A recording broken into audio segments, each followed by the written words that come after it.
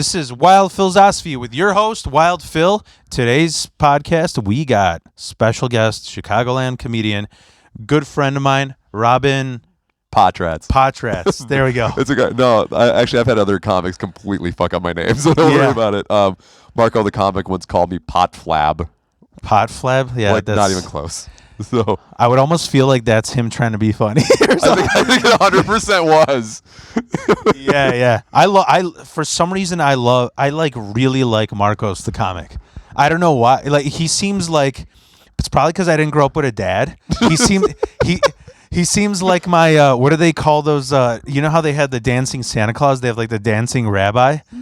You see, Michael the comic seems like your dancing rabbi. Yeah, he's like my uncle.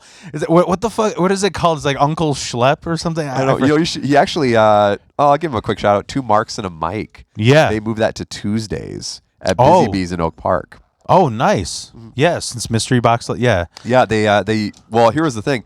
Their plan was they were having it on Friday nights, and then they moved it to Tuesday. Yeah. They're doing it earlier, so I think it's at like 5:30. They're doing that earlier so people could go to like Mystery Box or Moe's Joe's or whatever. Yeah. And then Mystery Box closed. So it's so they're still having it though. That's still cool though, because you get fucking mad sleep deprivation being a comic. So. Oh my God, it's crazy. Yeah. I haven't done. Yeah, I get an anxiety attack just thinking about like when I used to go like 6 times a week. Oof. It was I'm kind of done with that. But I'll tell you, I actually one of my New Year's resolutions was in terms of comedy to focus more on quality over quantity. Yeah. I was like really like, I got to get to so many mics here. I did 130 total last year, just doing stand up and shows and mics, what have you. That by the time I got to December, I was so burned out. Yeah, I just like didn't want to do anything. Yeah, it's bad, dude. I've seen like good comics do that where they're like, I don't even know if I should mention him, but he's popping now, and he was like, I did 460 in a year. Jesus. So it was like multiple a day, and what happened is like something happened.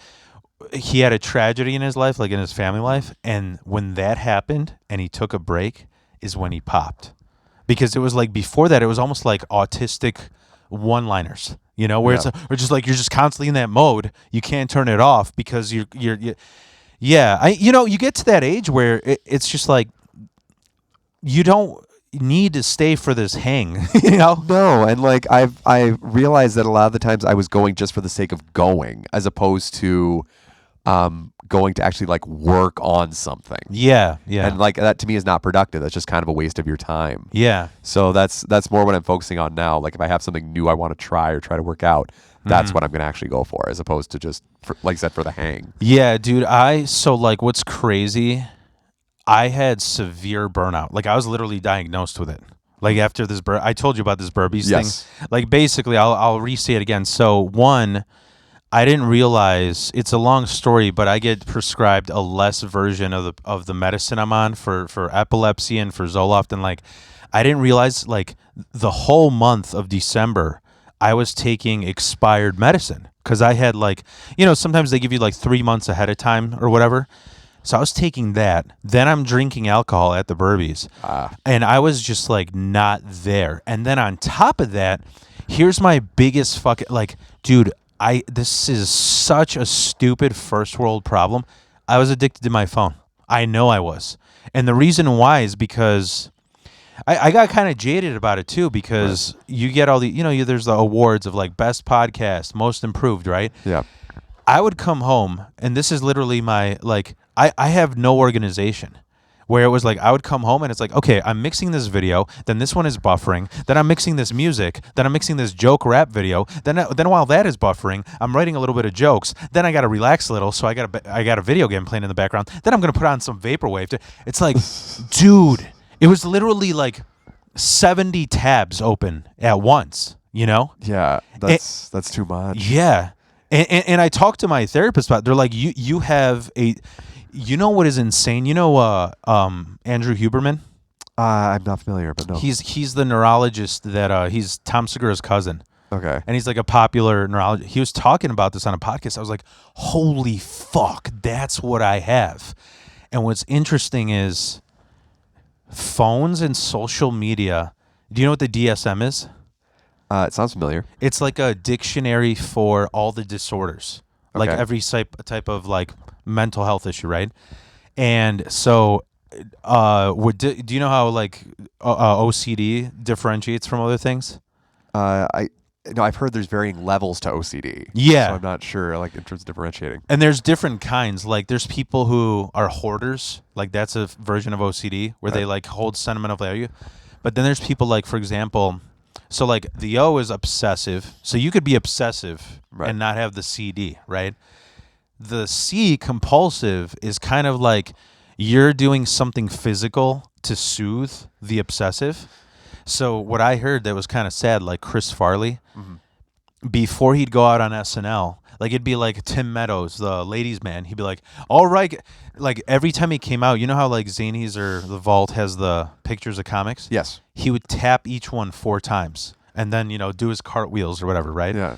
So one time, like Tim Meadows is like, all right, coming up next, you won't believe this guy. And Chris is already tapping him. And he's like, by the way, we got a great musical guest today. So he had to like restart, like tapping. Oh, shit. Because it was mess with him like that. Because tapping those things was a replacement to soothe his OCD.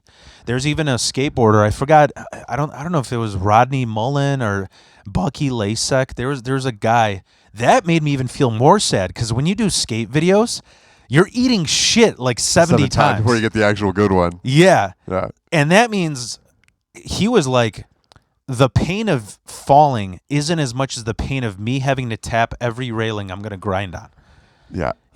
So, like, I'll tell you something. Another one of my, because you're talking about the phone, made me think of this. So, one of my New Year's, I love going to the movies. That's like my main source of getting away from everything. I'll fucking join you if that's what you like to. Seriously. Yeah. Absolutely. It's one of the things I like. Really, I'm one of those weirdos that still goes. Yeah. Like, I like going to the movies, but I found one thing I'm trying to do is I'm turning my phone off completely when I go into the movie. Oh yeah, like I just started this now. I'm turning it off completely. Yeah, because what I'm finding is a lot of the times I find myself like looking at my phone saying, "Okay, how long has this been going? How much longer is it?" That I can't just sit and like maybe be bored by a section. Yeah, and like and I'm finding like I just started this year. I've seen like 3 movies already this year, and I'm like, yeah, I like this way better because like I'm more focused on what it is, and like it. And like that's one thing, we are so dependent on it, and I think my friend of mine said this. We are now as a society, we're not allowing ourselves to just be bored. Yeah. We can't just sit and be bored for a couple minutes. So what scared me is like how I'm telling you about this like OCD thing, right? Yeah. Doesn't that sound scary to you? Yeah, very much so. Like to have like you sound like a prisoner. Of like I can't do this until I have this. Yeah. I think Maria Bamford had that problem. Yeah, she does. I've watched a bunch. You know who else has that? Mark Normand. Really? Okay. I didn't know because I watched a few clips where they make fun of Mark Normand about how like, did you ever hear about his fat wallet? I haven't. So like when he went to Austin, Rogan was trying to help him out and he recommended a chiropractor and he was like, you fucked that up because you sit on your wallet, and he didn't want to sort of admit to Rogan it's because it isn't his wallet. It's all his jokes that he's ever written stacked together. He's like, I don't trust computers. I don't trust files. At least I have the sanctity of knowing it's all here, and it's like a double whopper. Is it like a Costanza wallet? Yeah, from that episode of Seinfeld. Yeah. I also find the irony of Joe Rogan recommending a chiropractor because I remember seeing like a whole clip of him talking about how chiropractors are evil. Yeah. I don't know if it was it might have been like a back special, but what I was getting at is like, so like if the OCD thing sounds scary, Andrew Huron, you know what he's talking about? He goes, do you ever notice how people, not only is their attention down, but you think time is going by faster. People are like, oh, because ever since COVID, time's just going by. No, it's because your phone. And he goes, what's crazy is the way OCD works, right? You have this obsession, but then you like soothe it with compulsions. Right. Your phone is worse than OCD because what it is you ever just look at your phone for no reason?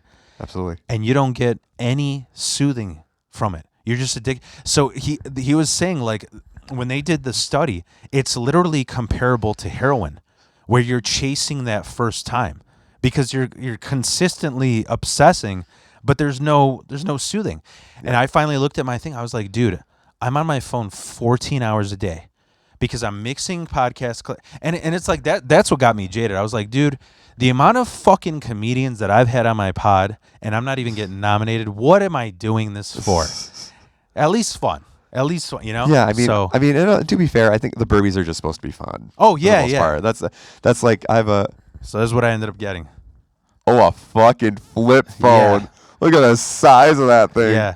Wait, dude. Cat is in like the construction company? Feel this, dude. This is a fucking self-defense weapon. Oh my God. This thing is huge. Yeah. This took so much weight off my shoulders. I'm like, I'm not reading stupid ass fucking posts on Facebook. Right. You can't. This is like 56K. You try and watch a video on Instagram on here, it'll take 3 minutes to load. So it's like it's. I needed that because, like I said, I'm doing 40 fucking things at once, and that's the other thing too is I'm a huge movie geek as well. Yeah. I don't remember the last time until recently that I watched a movie and I'm not playing a game on my phone. Yeah, it's awful. That's what I found, and like I found like the last movie I saw, ironically enough, was that Bradley Cooper movie. That was the that. Is This Thing On, the movie about Will Arnett where he becomes a stand-up comic. I heard about that. So, I didn't see it, though. Yeah, he's going through a divorce, and just one night he tries to go for a bar for a drink, and they say the cover's $15. It's $0 because they signed up for the open mic. So he signs up for the open mic with no idea what to say, and then he just develops this, like, enjoyment of stand-up comedy. The movie itself is it's too long and there's too many characters, so it's fine, but like but it was like 2 hours long, and like because I had now gotten in the habit of having my phone off completely, I was just like, well, it's my focus on this. Yeah. And it completely has changed like my enjoyment of actually going to the movies. I forgot how much I enjoyed being sucked into a movie, even a bad one. Yeah, absolutely. So, and it's also really weird just like it was nice to be in a movie, that one where people were actually in the theater. Because like what I'm finding more and more is, especially if I go see like a smaller movie, I'm like the only dude in the theater, and that's like super depressing. It's depressing because of that people don't like theaters anymore. Like they don't like. It's like they're on their way out. It feels like they are, and that makes me really sad because like that's why it made me so happy that like Sinners and Weapons were such hits. Yeah. Because they were like original stories that got people to actually leave and go to the theater. We were critiquing Sinners and Weapons earlier. Right? Well, okay, so Sinners got me in a little bit of trouble, if we recall, because I put out my list You need to repent and you're not forgiven. I have to repent my review of Sinners. Yeah. I put out my list of my 10 favorite movies of the year of 2025. And before that, I had a list of like 15 or 20 that I was like, hey, these are all great. They're just 10 that I liked better. Yeah. And a comic accused me of racism because I didn't have Sinners in my top 10. We know what we're talking about and who we're talking about, but that's so dumb. That's so like you know what drives me nuts is like I look like it and I look like I would be that guy. Right. But honestly, I can't stand. I mean, I got in some bullshit because I was on here talking about I can't stand Jordan Peele movies.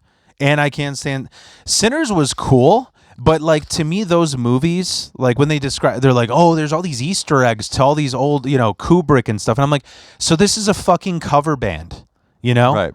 Not only that, it's a comic writing a horror movie, so it kind of reminds me of like Tusk.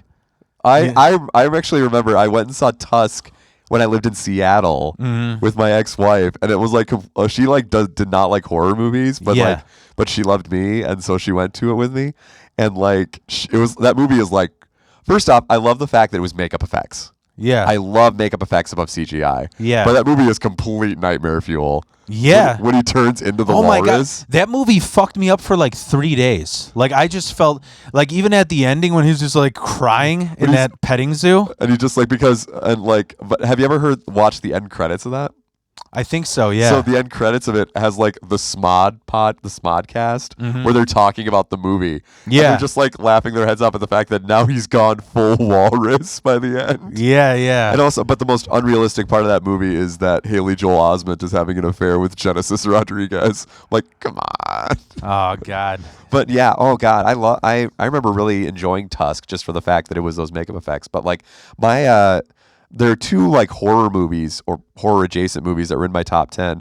Did you ever see Good Boy? I think I heard the name. I didn't see it. Okay, so it's literally a horror movie. It's like a ghost story, but it's all told from the perspective of a dog. Okay. So like the dog, it's literally the director's dog. Is it a kids movie? No, it's a rated R horror movie. Oh, okay. And the whole thing is done like the best part of the movie is the end credits because the movie itself is only like 70 minutes long. Yeah.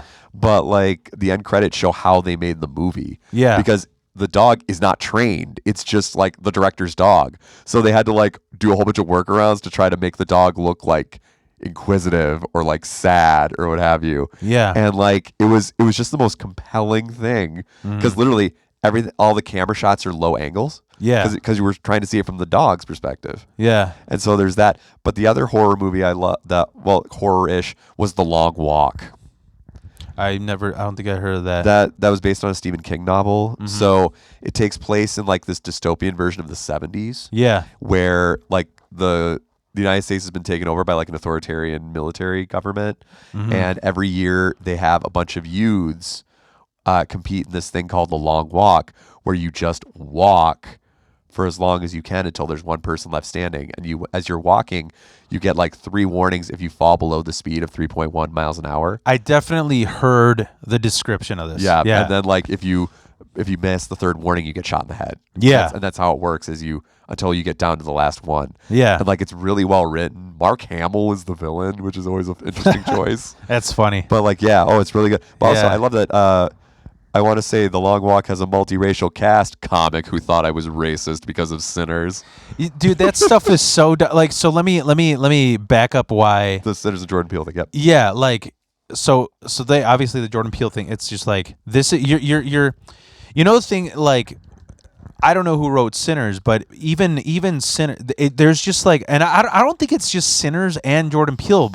They happen to be black movies, right? But there's just like an ADHD to it. Like I'm such a fucking movie nerd where it's like I always say The Shining is the best horror movie ever. And the reason why it's great is because every aspect is amazing. The music in it, the colors, like the way the camera shifts, the actors, every single line, and that whole movie, it's like a fucking slow burning cigar. Because like I think I was talking about this with I forgot who I was talking about it, but like I used to argue with my old guitarist. He was a death metal guy. I was a black metal guy. Because death metal is just all from start to finish. So you're a black metal guy. So you were like into like Mayhem and stuff? Yeah. Okay. Yeah.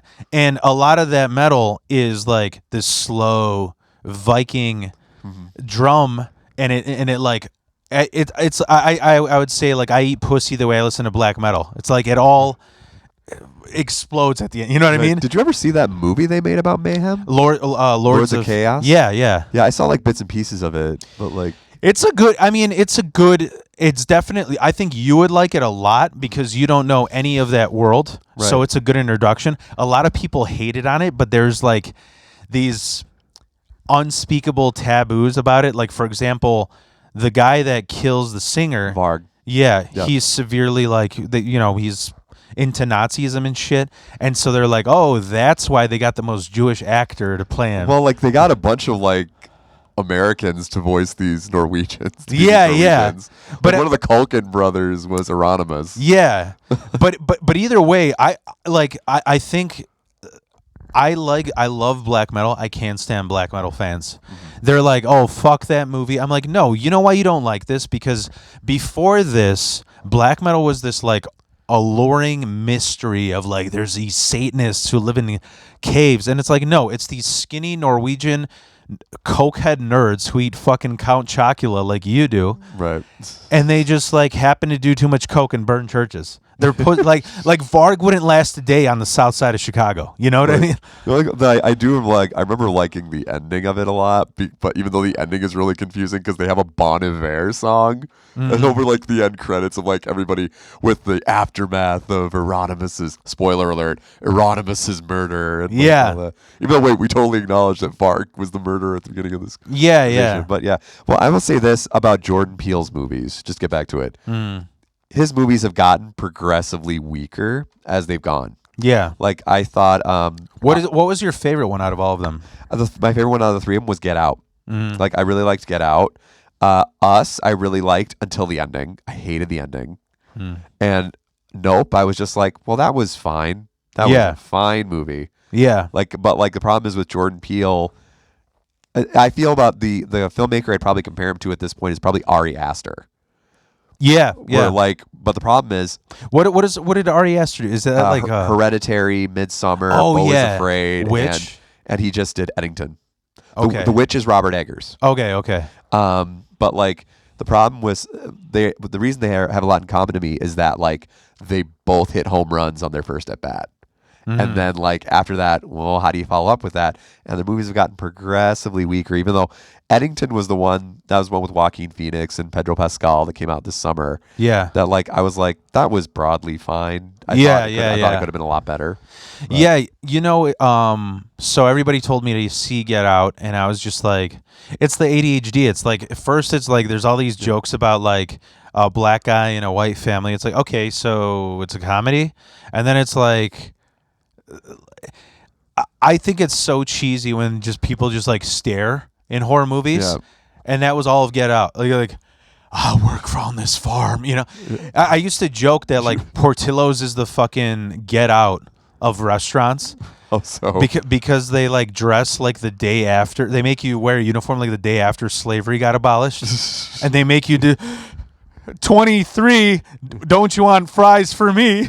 24, you know, like they I know they do that. I feel so bad for them because, like, a lot of times when I go to the one in Forest Park, like, it's all busy, but they still have to do this stupid phrase whenever they get your hand up. That's why I'm like, I'm just gonna order online and pick it up from the shelf. Yeah. and so there was like this like ADHD, and then like Nope. Here's what I want to say that's funny about Nope. I never talked about this. So like when I see something, I don't even have to like it. Every movie I see, I immediately go on IMDb and I read the trivia because that shit is. I actually wanted to do some clips like that on here, but so many people are taking over that world with AI. Yep. But so I watched Nope, and I was like, man, if they just stuck to aliens on a farm, that would have been so fucking cool.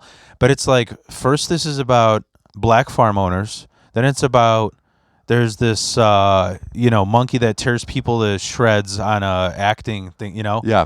Then suddenly it's about, like, and you know what's funny to me? Like when people would bitch about, right, here's what's funny. Here's how you know white women ruin everything. Because is there anything that bothered you about Nope? Can you say one, is there one thing that bothered you the most? The thing that bothered me the most was I thought the ending was kind of flat. Mm-hmm. That was my big thing. Are you gonna say it's Stephen Chun's wife? Is that the Keke Palmer? No, that's Keke. Stephen Yeun. Stephen Yeun. He's the guy who played the guy who was the cowboy. He was the cowboy guy. No, it was Keke Palmer. Really? I thought she overdid, like, yo, I'm from the hood, and I'm like just they were like, we want you to take every horrible aspect, every stereotype of black people that's awful, and put it on steroids. Like, yo, man, I don't want to do this farm, man. What the hell is that? And it was like so overdone. See, I was worried. I thought you said when you said white women ruin everything, I'm like, the only white person I can think of in that movie was I say white women because I was like, I don't even know how to word it.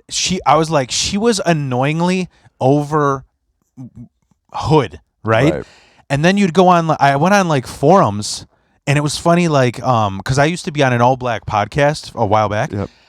It was all the white women. Like, who are you talking to shitting on Keke Palmer? And there was like just 60 comments of black people like, she's making us look like dumb black people from the South. And I was like, what? Thank you. That's like, I'm not allowed to say it, you know? I will admit, I did go see One of Them Days in January. That's the one she was in with SZA. I had a great time. But it was really funny. I went and saw it by myself. I'm the only white guy in the theater, and the theater's small.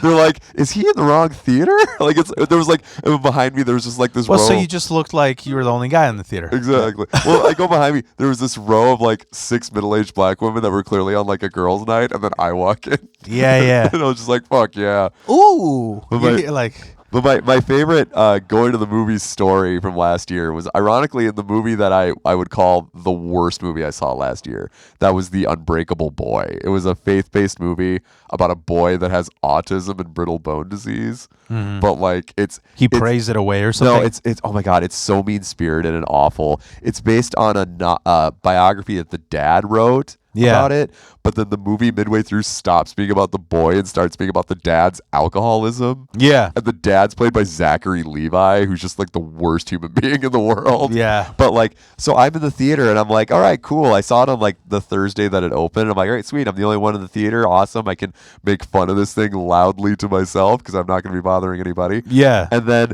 this like teenage couple comes in and they sit in the row behind me, and like I literally stopped and said, "Are you two sure you're in the right movie?" Because you strike me as more of the Monkey crowd, because the Monkey opened the same weekend. Yeah. And they went, "Oh no, the boy." I'm like, okay, cool. When it was very obvious they were just hoping to get an empty movie theater to make out in, but they couldn't because there's a fucking guy in here. And I was like, I just want to make fun of this movie. There's these fucking kids in here. Yeah. And midway through, they finally gave up and they left. So the last hour of the movie it was just me by myself. That's hilarious. Oh man, I think I was telling you the last movie I saw, they had the Shining whatever, I don't know, 60th anniversary. I think it was The Shining was mid 70s, I believe. Yeah. So that would no, it was 1980 exactly. So I don't know. Oh, it was 80. It was 80. You're right. So it'd been the 45th year anniversary. Yeah. And I feel so fucking old because it was in the IMAX. My eyes hurt. It was too much because the screen's a little bit like curved. Yeah. And you know what immediately made me laugh was like, I have a teenager, so he's reckless and inconsiderate, something, So like we went to go see the movie, and it was crazy. There's like a guy, you know those white dads that are just way too proud of their daughter. Like, you don't need to go to a movie with your boyfriend. I'll go with you. And they kept jumping from seat to seat to try and like get a better spot, not realizing because it's The Shining, it was like sold out. So I'm sitting there and I go, oh, I'm going to go to the bathroom. Then I come back and my kid's like, oh, I got to go now. I'm like, okay. So he bought one of those boxes with like those greasy pretzel bites. Yeah. And he puts it down to the seat next to him. Us not knowing that it's sold out. And I'm like, dude, that's when this fucking mullet helps. Because a guy, there is this guy that he looked like John Carpenter. He comes over, like he's like flannel, double fisting like two Modelo's. And he's just like, fucking grease on my chair. And then my kid's like, oh, I'm sorry. I was like, oh, I'm sorry. That's my kid. Are you like, you want me to clean it up? He's like, and then he saw me and my hair and my tattoo. He's like, I'll fucking do it. He walked, like he was ready to bitch my kid out. And then he saw, that happened to me before too. Like I remember I drive a box truck at my car. I'm a warehouse guy at a carpet shop, right? Yeah. And I had to go to Home Depot one day. This motherfucker, like, you know how like the first like 3 spots are like handicap, but it's like it has those striped walking spots, and then parking spot, striped walking spot, parking spot. Some fucking asshole in a BMW just parks across them horizontally. So I'm like, are you kidding? Like, what? Like, also, I'm driving I'm like, I'm not gonna be good Samaritan here, but he blocked my box truck to go across 2 spots because they're long. I parked right next to him. Like, literally, I'm so good with that truck. I'm like an inch away from shattering his mirror. Right. So he has to climb through the passenger, and he literally he saw the truck do that. He's fucking storming towards me. I get out of the truck, turns right around. I'm like, dude, that's so good. Sometimes, it's like in comedy, I'm trying to convince people I'm a good guy. Outside of that, who gives a shit? Believe that I'm scary. Like. All right, so I gotta ask, because you know The Shining. What's the scariest movie you've ever seen? Scariest, like jump scare or like psychological? Let's go psychological. Psychological. It stayed with you because it's that chilling. I mean, recently I would say Tusk. Honestly, as a kid, maybe like. Even Hereditary was kind of like that. Hereditary really got me at the end. I really loved it. Because I have like a bunch of like it's kind of like about trauma in a family and not breaking that curse, and that's my family. Right. So I don't know.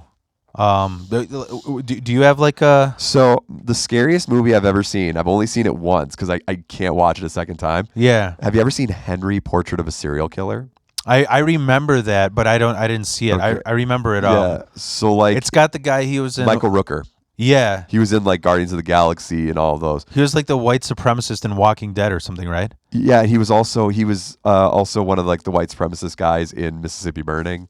Oh yeah. He was Michael Rooker's been working for years, but so basically it's a bunch of like Chicago actors that did it. Yeah. And, like I think John McNaughton was the director of it, Mm-hmm. and it's basically just about this serial killer guy who just goes around killing people without any real rhyme or reason. Yeah. And like he lives with his ex-con friend, Mm-hmm. and then one day his sister moves in. The friend's sister moves in. Yeah. And then like the friend finds out that Henry, played by Michael Rooker, is a serial killer and decides I want to do it too. Yeah. So then they start going together and start killing people, and like it's done in such a way, and Michael Rooker is so riveting in it. Yeah. And like you get to the ending, and like the ending is that Henry is still out there at the end of it. Like he doesn't get caught. Like the last image of the movie is like he has a dead body in a suitcase, and he drives to like in the middle of out into the country. He gets out, he puts the suitcase with the dead body just on the side of the road, and then he just drives off. When did you see that I saw that. Like how old were I was you? in my early 20s when I saw it. Oh yeah. Because I had heard so much about it that, and like Roger Ebert, because here's the problem, because it was so violent, and like there's a scene right toward the end where like Henry and his friend go to a house, they invade a house and they like murder a family while filming it. Yeah. And that's a scene that inspired a whole bunch of walkouts when they was at festivals. But like Roger Ebert gave it this like incredible review Yeah. of how great the movie was. And like because of those scenes of violence, the ratings board didn't know what to do with it. Yeah. So it just got like unreleased in like midnight screenings and became this like big cult favorite. Wow. Like, I think they aired it at the Music Box Theater at the time, and like it was a really big deal. But like that's the thing about it, is it's like it's such a chilling idea, and it's more chilling when you can put like some levels of realism to it. Yeah. You just reminded me. I know before Tusk was scary, like 7 years ago, the scariest shit. Do you remember Close Encounters of the Fourth Kind? No. You never seen that? I've only seen the third. The third one is like with Charlie Sheen or something, right? Well, Close Encounters of the Third Kind was Richard Dreyfuss. That was the Spielberg movie. Yeah. It was like in the 80s. Yeah. So Close Encounters of the Fourth Kind. I mean, you want me to ruin it Was for that you? with Mila Jovovich? I think so. Okay, yeah, go ahead. You want me to ruin it Yeah, for go you? ahead. So like the movie, it's basically about how aliens are always all around us, but they're in a fourth dimension. And you don't you don't know that until the end of the movie. And so basically the movie, so here's what fucked me up.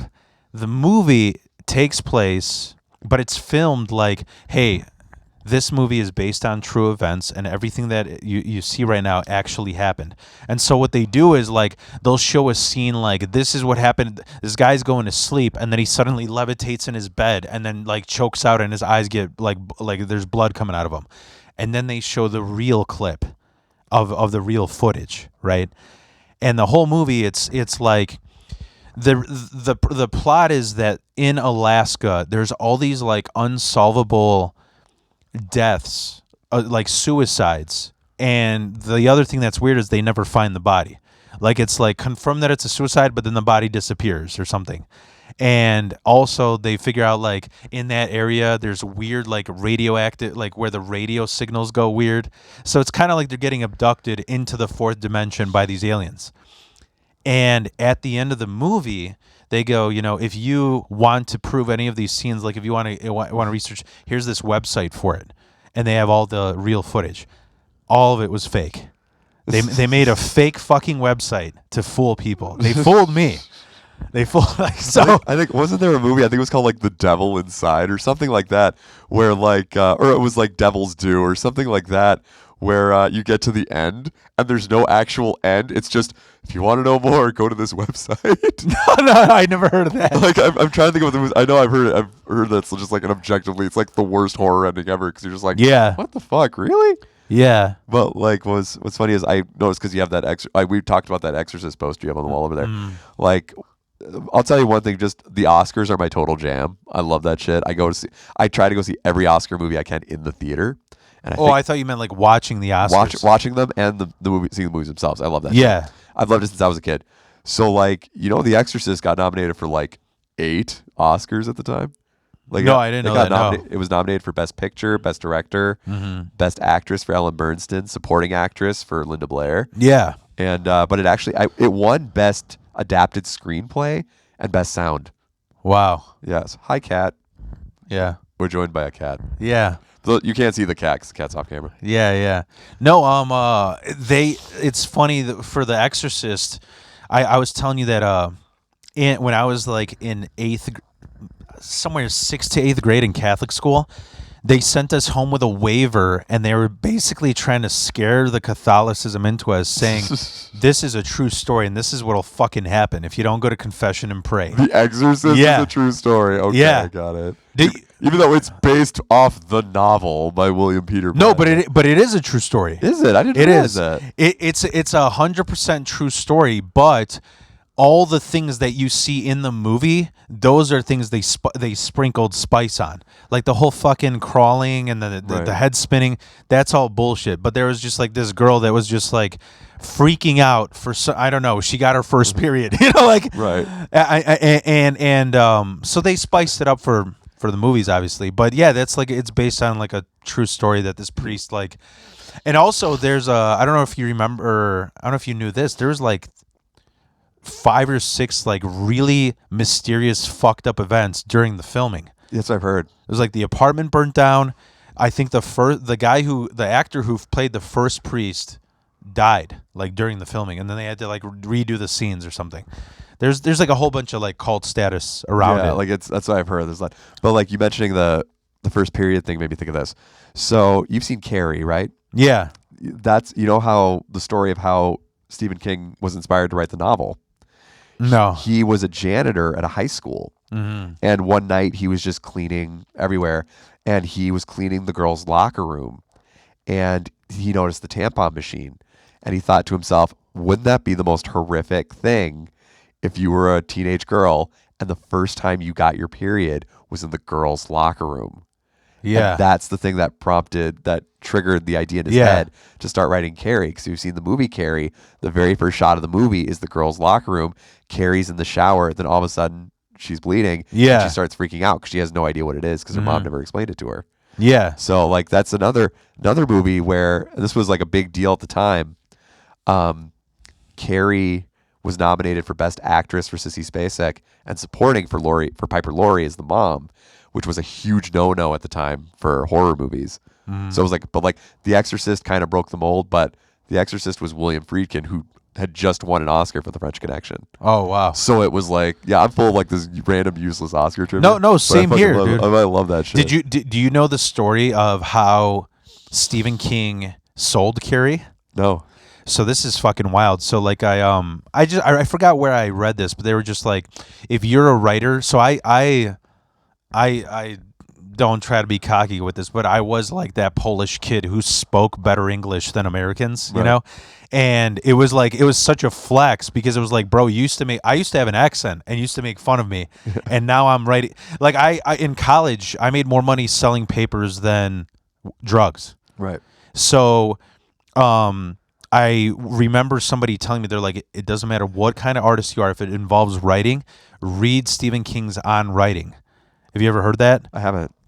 It's his it's kind of like his he wrote a shorter version of his own biography. And in there he talks about, he's like, when he was writing Carrie, I mean, he was poor as fuck, an alcoholic.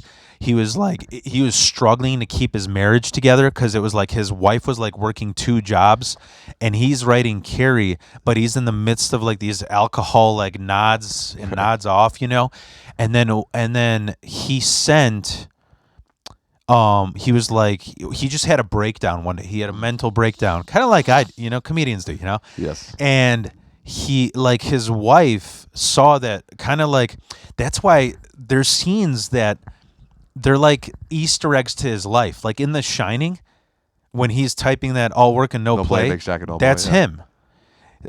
Where he had this stack of paper of Carrie, and his wife wanted to go check it out. So he got so fucking pissed. He's like, I suck. This is awful. We're going to be poor. I'm a fucking stupid dreamer, like idiot. Right. And he threw the whole fucking thing out. And his wife was like, are you kidding me? Like, I've been working 2 jobs for you. So she submitted it. And then one day, 6 months later, he's sitting and he's like, honey, we just got a check for like $200,000. What the fuck is this? To publish Carrie. Yeah. And it was like this moment of like, he was like, thank God that I started working on quitting drinking, because if I was an alcoholic, I would scream at you for submitting it. But now that I'm getting off, it's like, thank you so much that you sent it in, Yeah. And like the rest of this day is history, but like it's, yeah. So The Shining just made me think of this. So like, first off, obviously Stanley Kubrick, all-time great filmmaker. Do you know he does have one Oscar, but it's not for what you think it would be. Who? Stanley Kubrick. Oh, he has one only? He has one competitive Oscar, and it's because he was responsible for the special effects in 2001: A Space Odyssey. Oh, yeah. Yeah, I did know that, yeah. Never won it for directing, never won it for screenwriting. Yeah. Special effects for Well, that's the whole, Odyssey. The moon landing thing. Where they're like, oh, wow, he did it. So that's the whole conspiracy with that, right? That Stanley Kubrick directed the moon landing. Yeah. I could believe that. Did you not know that? I mean, I knew the theory that the moon landing was fake. I didn't realize that they thought Stanley Kubrick was one behind it. Yeah. They there's this whole, and it's dumb as I can't stand that stuff. But there was like this whole, like, when people ask me like, oh, do you think the moon landing? I just don't care. I just don't care to go into it. To me, like, I believe we actually landed on the moon. I don't believe that the moon landing broadcast was real. Yeah, and that's what they were saying, that like there was this the theory is that there's this race with Russia. And so it's funny is like, there's like people who are anti-conspiracy theories. Right. So they're like, yeah, you guys don't believe the moon's real. They like have this smear campaign, when the truth is they're saying that we were having this race with Russia. So we eventually did reach the moon. We just the footage isn't real though. And they're saying that the government reached out to Kubrick to make that footage. And that's why in The Shining, they're like, he's wearing that Apollo 11 sweater. Right. Like he's like hinting to, yeah, I did something, It's stupid. Like it's, but yeah, I don't know. I don't know if you know about that. I didn't know like they thought Kubrick was responsible for it. I didn't know that. Mm-hmm.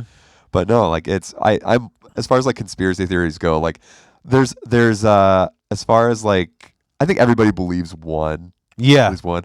My conspiracy theory that I probably believe is that I do believe the royal family had something to do with Princess Diana's death. Mm-hmm. That's my one that I believe. I'm basing that on absolutely nothing. Yeah. Everybody, I'm basing it on nothing. I have no proof of any of this. It's just something I think. Yeah. So, but like what was the motive? I don't even remember. I think, well, she was kind of a pain in their ass for a really long time because she divorced Prince Charles. She got remarried. There's always been this speculation that Prince Harry isn't Prince Charles's. Because if you look, there's a guy that she was seeing at the time that really looks like Harry more than Charles does. Well, that's probably why the younger couple left. Yeah, so they wouldn't get killed. That's probably, I could see that. Like Meghan Markle I mean, you know who Michelle Wolf is, right? Yeah. Okay. She actually had a really funny bit. She used to have a show on Netflix. It was just like a talk show on Netflix. It didn't last very long. I love Michelle Wolf. Yeah, she had this really funny bit where like this was around the time of the royal wedding. Yeah. That do you think that because Prince Harry apparently saw Meghan Markle on an episode of Suits, and that's when he like really thought she was super attractive and arranged to meet and what have you, and that like she said that Michelle Wolf was saying, do you think that like when Meghan Markle got to England, she had to go out of her way to make sure that Prince Harry didn't watch any more basic cable legal dramas just in case she saw someone else? Yeah. I want that bud, and I want that bud. Like, what the fuck? Like, yeah, that's funny. That's crazy. I didn't know about that. I mean, like, I used to have a bit about this, and I actually had like I'm not gonna say what it is, but there was like a right wing comedian who got really pissed off at me because I just America.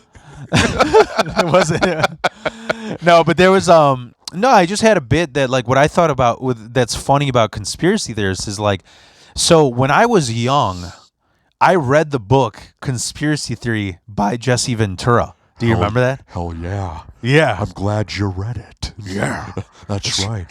There's all kinds. So what did I do for the Gulf and Tonkin? You're telling me that was for nothing? That's right. Oh hell, my government's never lied to me before. Maybe a little something called the Gulf of Tonkin, little event that started Vietnam. You know, the clip that makes me laugh the most is how pissed off he is at the American Sniper guy. Oh, Chris, I won. Chris Kyle is a liar. Yeah, dude. That shit is so good. It was during like Jim Norton's radio show. Like it's Jim Norton and like. Fine, get out of here with your Rocky Horror Picture Hair.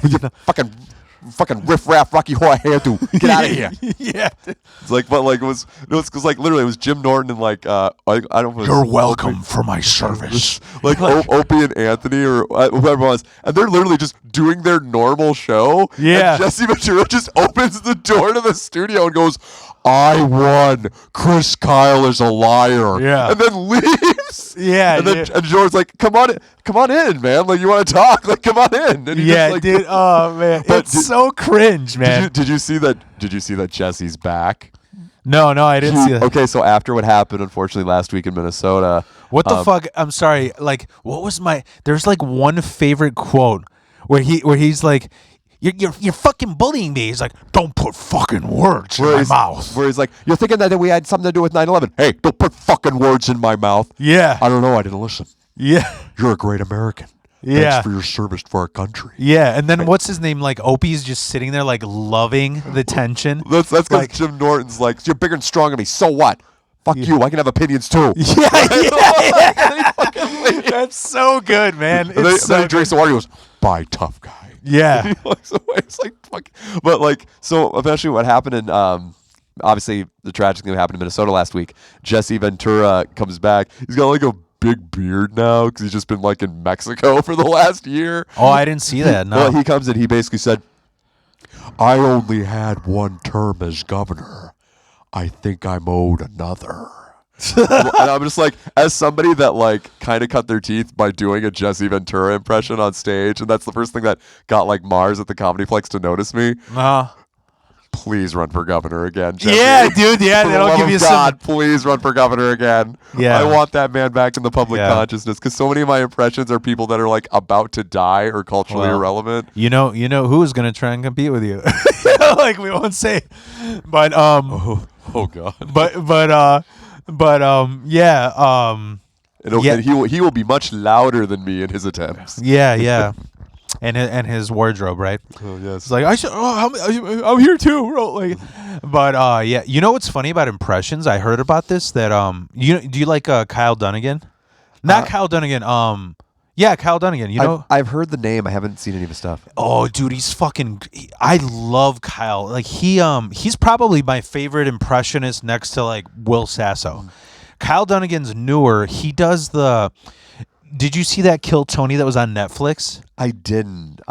He dressed up as Elon, and he did Elon on there. Mm-hmm. He also, when he was on Rogan, he was talking about how mad he got Bill Maher.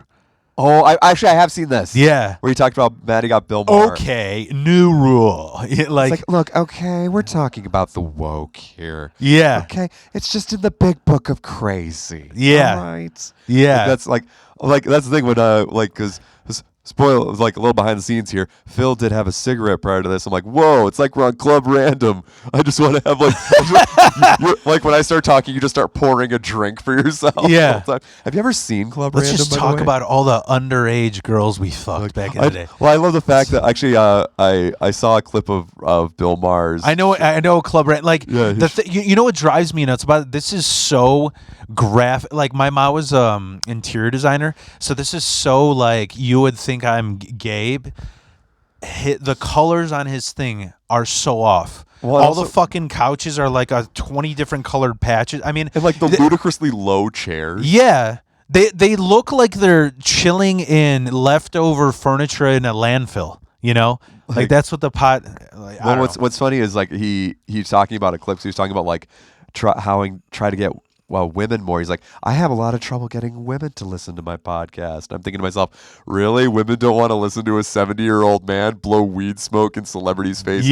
While he yells at them about the woke and the Beatles. Yeah, like color me surprised. Yeah, but have you heard the Steve-O story about Club Random? Oh no. So Steve-O from Jackass is like very famously sober. Mm-hmm. And especially I did where he offered him. Well, it was after the Ryan Dunn's death. He got really sober and he's very, very protective of it. Yeah. And he was going to be a guest on Club Random. Yeah. But obviously he'd watched episodes and he asked Bill Maher, can you please just like refrain from drinking, refrain from smoking during our interview because I'm sober. I don't want to have that temptation around me. Can you respect that? And Bill Maher refused. So they just never did the episode. Yeah. And I was like, what a dick. Yeah. Yeah, like just respect. That's some boomer shit. Like, oh, I'm gonna be proud because you're on my podcast. These are my terms. You know, like it's. But did you see like on the Golden Globes what Wanda Sykes did? No. Okay, so they gave out an award for best comedy special, and like all the nominees were in the crowd, and like Wanda Sykes was the presenter, and she basically just went to every comic and gave them like a mild jab. Yeah, and she said they cut to Bill Maher and he goes, Bill Maher, you've given us so much. Could you maybe try a little less? And like his look on his face, he went like that. He didn't laugh at it at all. Yeah, like he didn't get it. Literally, no, he got it. He was just like, okay, whatever. I'll give a little less if I want, or not. But like, he was with a girl that's like half his age. Yeah. But like every other person there, laughing, they totally got it. The joke, they're totally in on it. He's like mentally in 1980. You know, I'll be honest, I've never found him funny. Honestly, I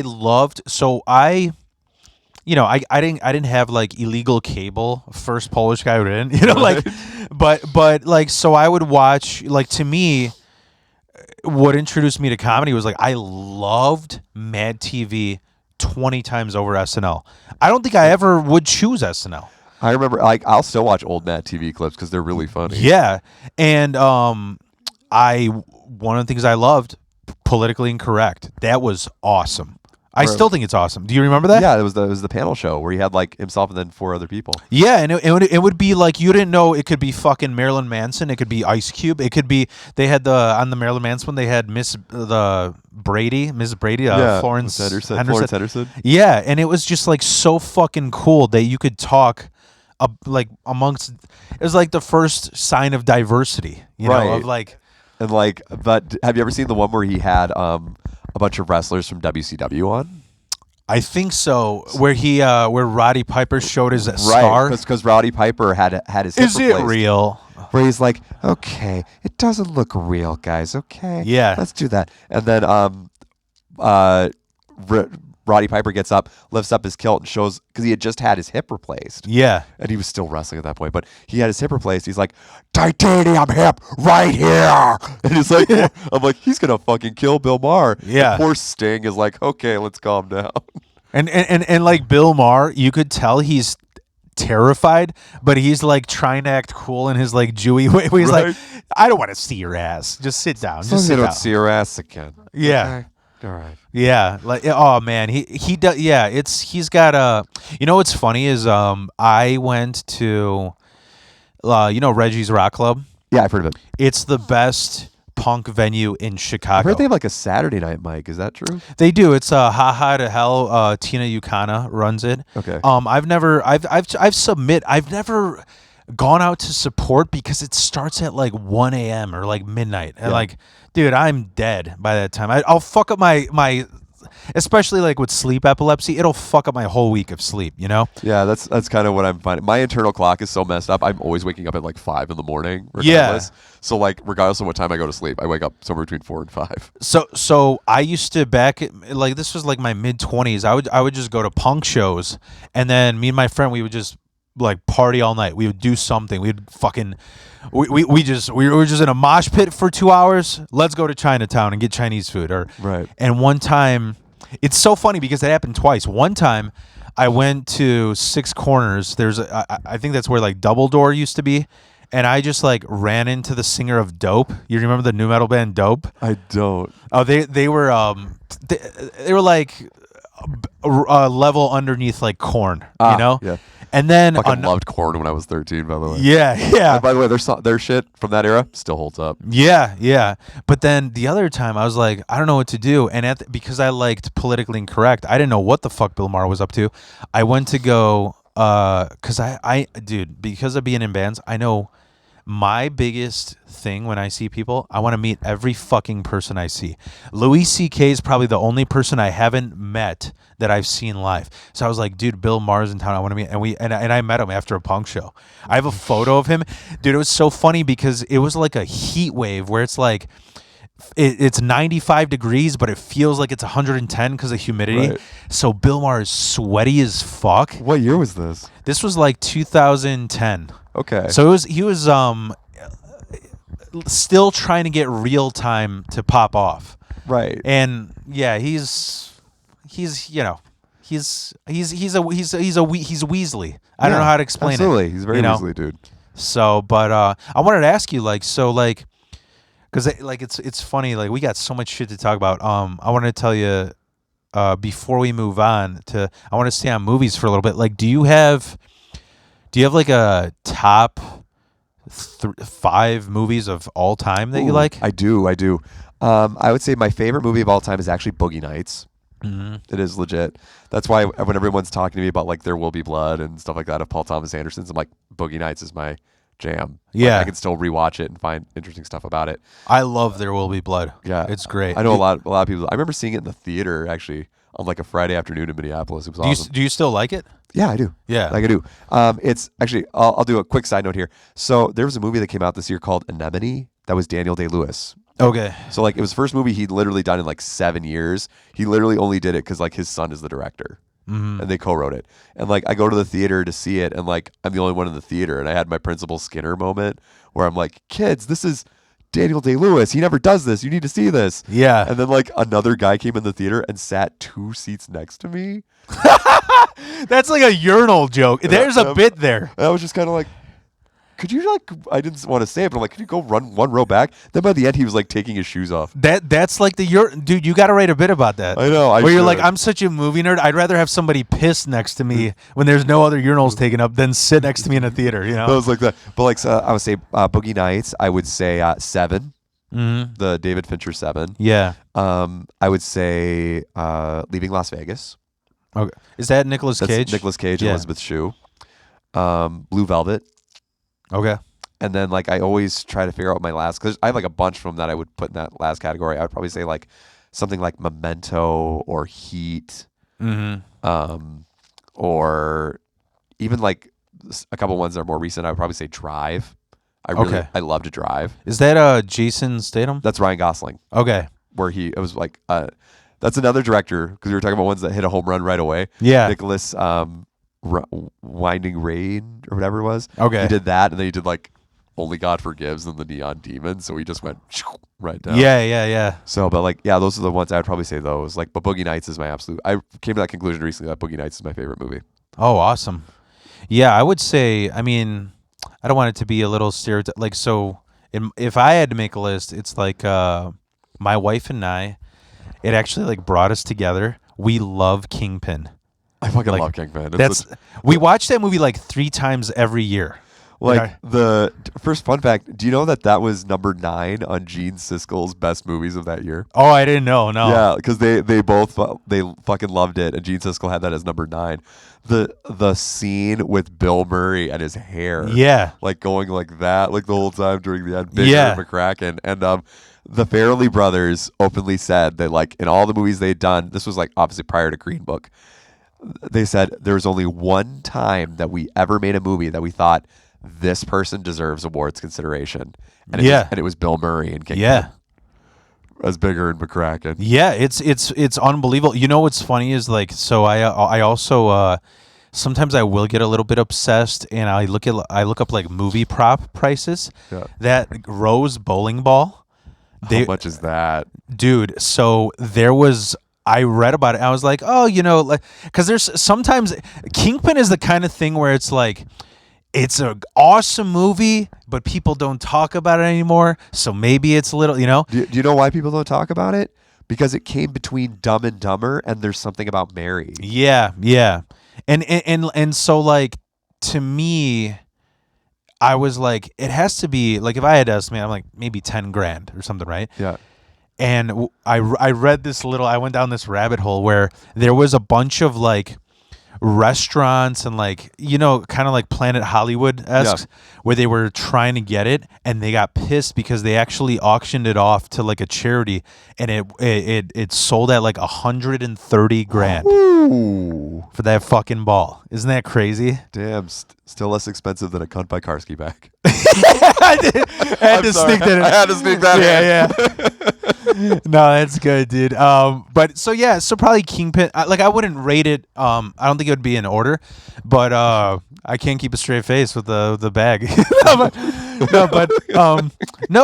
So like Kingpin. I know this is stereotypical. I love Shawshank Redemption.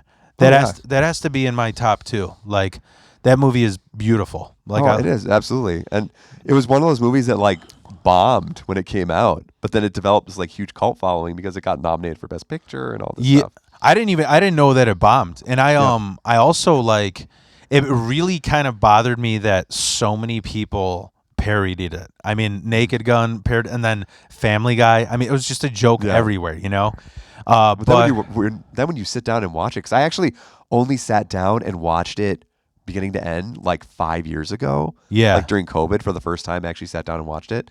And I was like, this is a beautiful film. Yeah. But like, it can't, and unfortunately, another thing about it, when you think about 1994, the year 1994, these were the Best Picture nominees. Mm-hmm. It was Forrest Gump, Pulp Fiction, The Shawshank Redemption, 4 Weddings and a Funeral, and Quiz Show. Those were the Best Picture nominees. Yeah. Like, how stacked of a year is that? Yeah. That's unbelievable.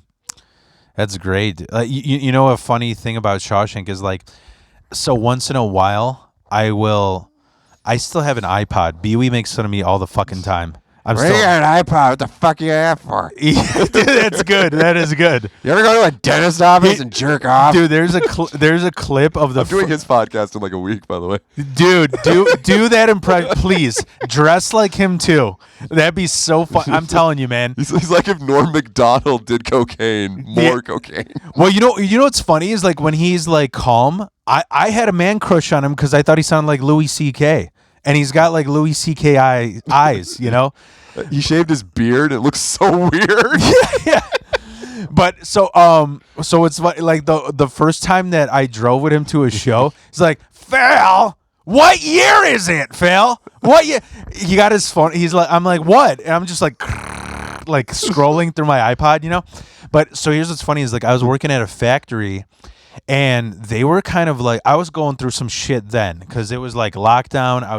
I had family deaths, and they were kind of like very, I don't know how you're supposed to do it, but when you're a worker, but they were like doing like almost like a employee wellness check. Like, are you okay? You know? Yeah. And I'm like, yeah, no, I'm fine. And the thing that's funny is where I was working, you could only, like, every factory is different. Sometimes they're like, you need earplugs here, so that's the only way you can listen to music. Or you can't have earplugs because you got to hear us screaming if we get hurt on the machine. So you need, like, a portable speaker, right?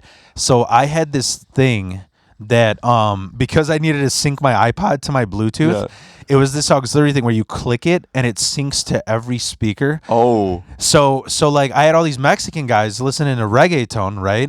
And first we're talking about, Phil, are you depressed or not? I'm like, no, dude, I'm doing fine. I'm doing fine. He's like, all right, man, you could just go back to listen to music. I hit sync and it went onto my Spotify and it was the Shawshank Redemption soundtrack. They're like, Phil, get a therapist. The original score of the Shawshank Redemption. Yeah. So just like the Brooks Was Here music, you know? Oh, God. Andy Dufresne was my best friend. Yeah. So what, Kingpin, Shawshank Redemption. You know, growing up, I absolutely was obsessed with The Crow. That's my favorite comic book adaptation of all time. The Crow. It was unbelievable. Because like no doubt in my mind, Brandon Lee would have become a huge star if he would have lived.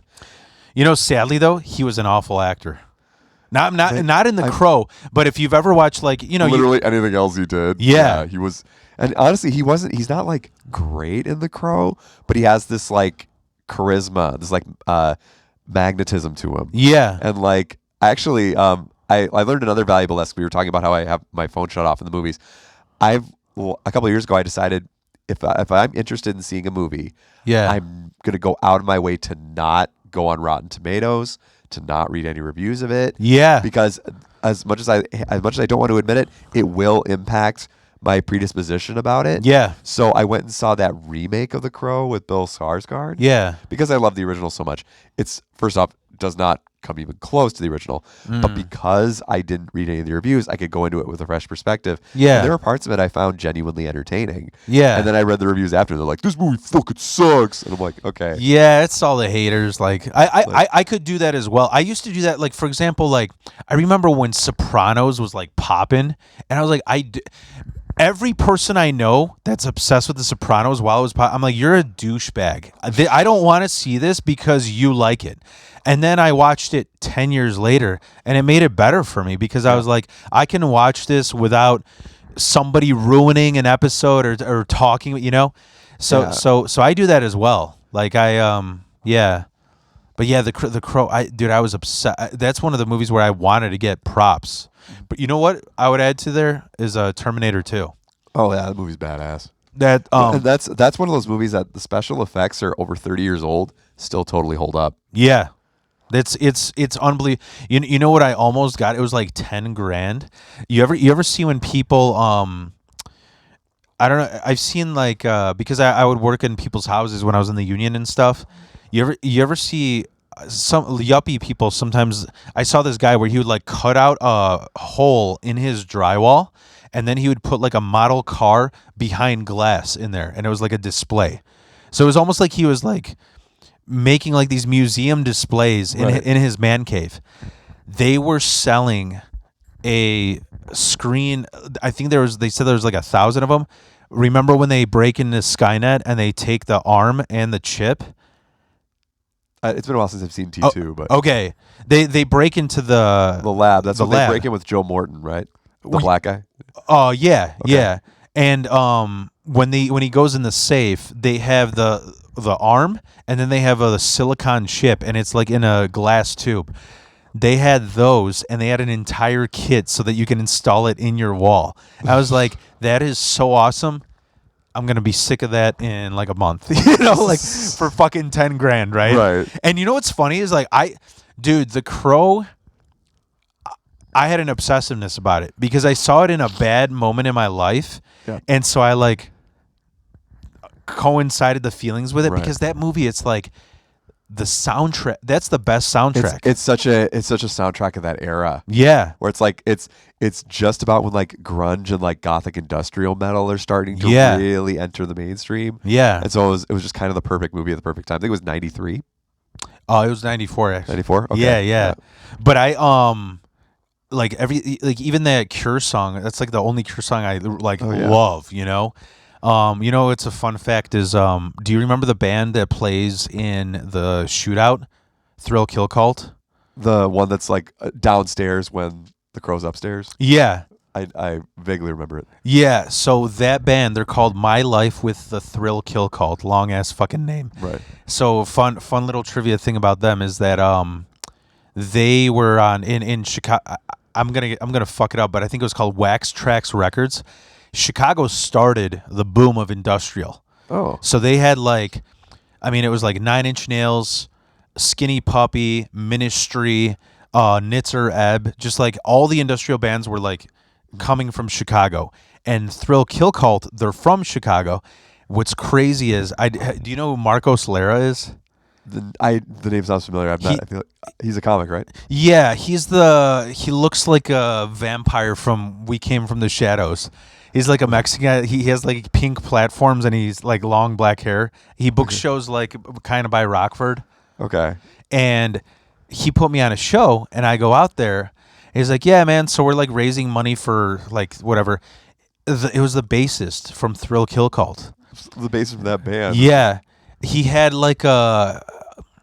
This is so bad to talk. I don't even give a fuck, dude. He had a 8th overdose infection from heroin. Jesus. And it progressed into sepsis. Oh, damn. And he's still like, I think he's still fighting it. But it was just like, dude, where the fuck will comedy take you? Right? Because and the worst part is there was like 3 people in the room. So I'm like, oh my God, we're saving this man with 3 people. Yeah. I remember Marco's going up to me. He's like, so here's your pay. I'm like, just give it to the heroin give guy. it. Yeah. Give it to Poison Blood Heroin Man. Yeah. I hope he doesn't see this. He's gonna be like, "Who's that asshole calling me Poison Blood Heroin Man?" Yeah. It'll be the thing that finally does him in or whatever. It's just his feelings will be hurt by me. Yeah. But the last thing I want to ask about movies. I hope we're not going too long. Right. Do you have any unpopular opinions? I mean, we already kind of talked about like The Peel and like Sinners. But I mean, like, do you have any movies that like you think are awesome that sucked, or that they're awesome and you think they're awful? One movie that I've always heard that everybody loved, that I never got it, I never enjoyed it, was Eternal Sunshine of the Spotless Mind. Mm-hmm. I tried watching. I'm like, what is the appeal? This thing is slow. Yeah, it's plotting. I don't know why everyone likes this thing so much. Yeah. Like Rolling Stone called it like the second best movie of that year. And I'm like, why? What is this? Yeah. I saw it once a long time ago. Is it like... That's Jim Carrey and Kate Winslet. Charlie Kaufman wrote it. Is it... The plot is like one of them dies? Well, the plot is that Kate Winslet and Jim Carrey were in a relationship. Yeah. And then they broke up, and Kate Winslet hired this service to basically erase Jim Carrey from her memory. And then Jim Carrey does the same thing. Okay. But then it's like, do I want to keep this person in my life? And but there was that. But then my other hot take is Nicholson's Joker is better than Heath Ledger's. Okay. Because I've always thought Heath Ledger's Joker was a little bit overrated. I think it's mostly a case of like people value you, or they think you're higher more once you die. People become overrated once they die. Okay. And I think that was kind of the case of Heath Ledger. Yeah, I am that kind of person where I hate, like most people, they have like this hate for anything that's underrated. I can't stand, especially musically, when shit is overrated. Like that shit, that to me, it's like that's what happened with Prince. That's what happened with David. But I was just like, suddenly, they're my biggest influence. You never mentioned them when they were alive. To be fair, Prince, like, and I'm from Minnesota, so like obviously. Oh, I didn't even know that. Yeah, I'm born and raised in Minnesota, small town Minnesota. That's why you're so nice. I know, that's why I'm so fucking nice. Asshole Chicago scene. I'm the nice one. I'm Minnesota nice. That's why during the football game last week, I wrote on Facebook, I just hope both teams have fun. I saw that, just yeah. And Aladar, shout out Aladar Sky. She was like, don't write that. Yeah. I'm like, oh, come on now, Aladar. But no, so obviously Prince is a big deal in Minnesota, the Paisley Park and all of that. But I think we can all acknowledge that Prince had like one album. He had Purple Rain and that era. Yeah.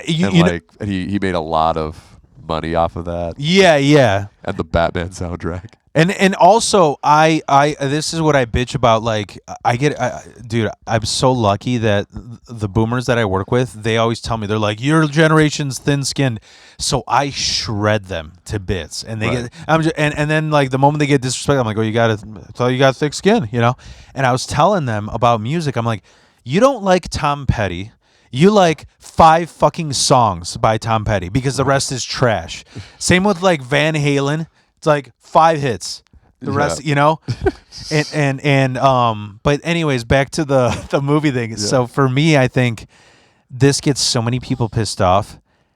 I think it's because it was the first one that I saw.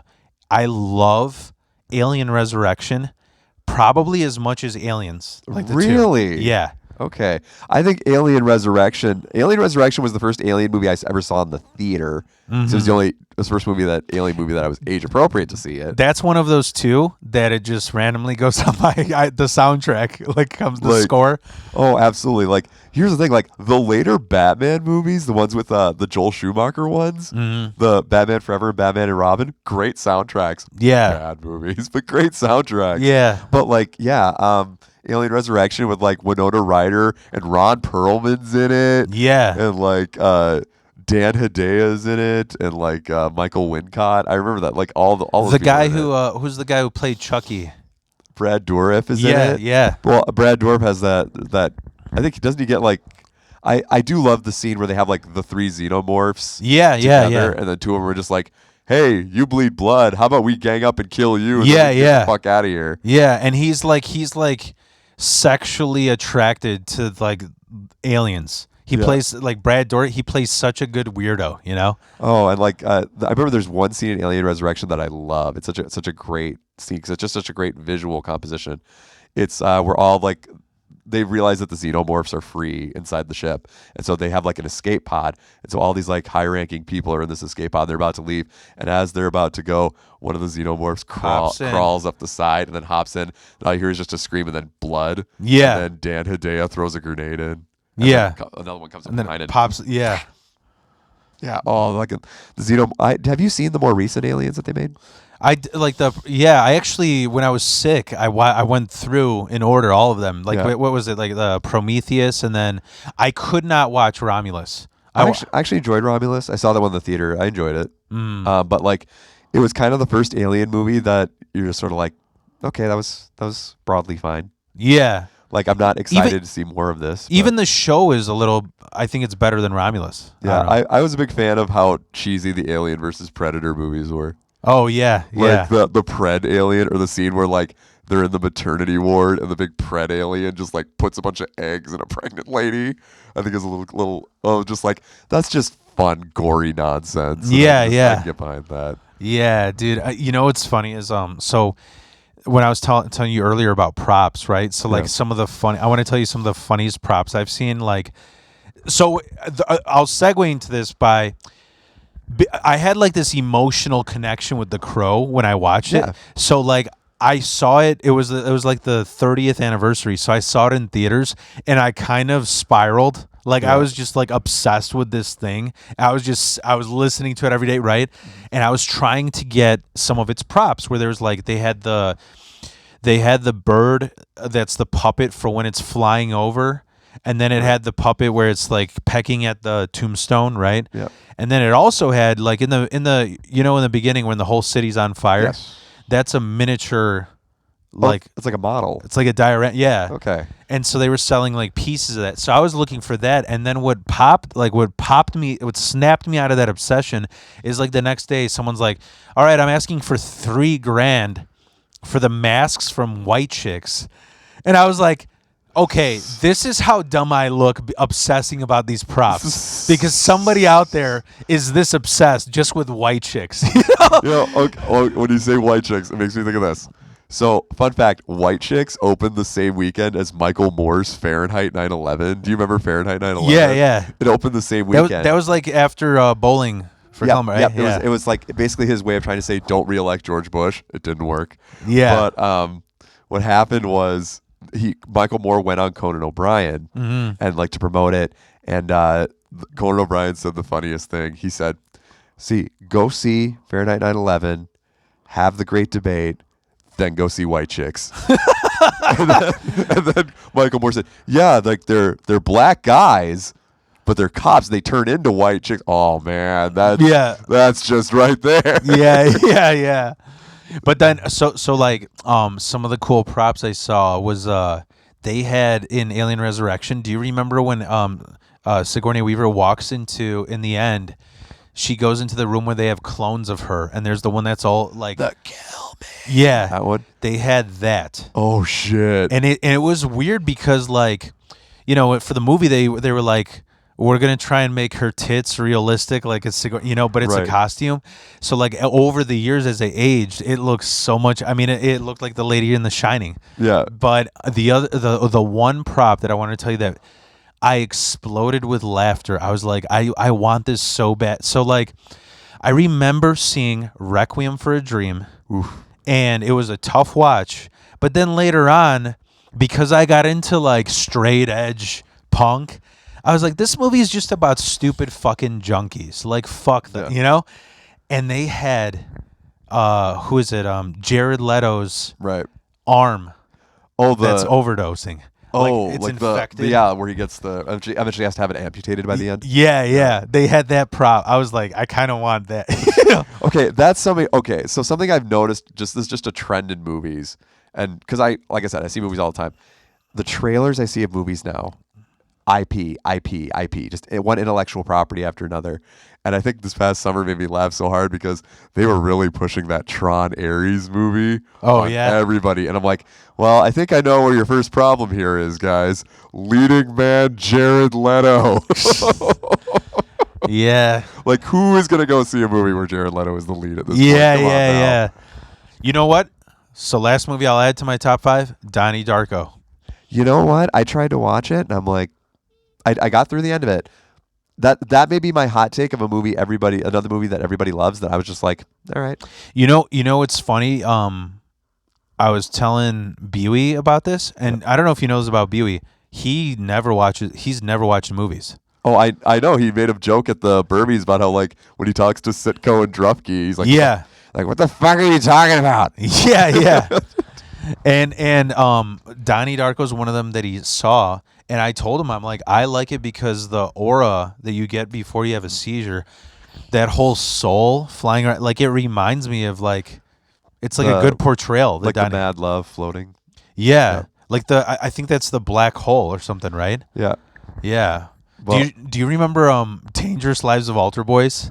I've heard of it, never seen it. Oh, that's a good one too. That's fucking what's his not Rory Culkin? Yeah, it's one of the Culkins. Yeah. But do you know the movie that Richard Kelly made after Donnie Darko? No.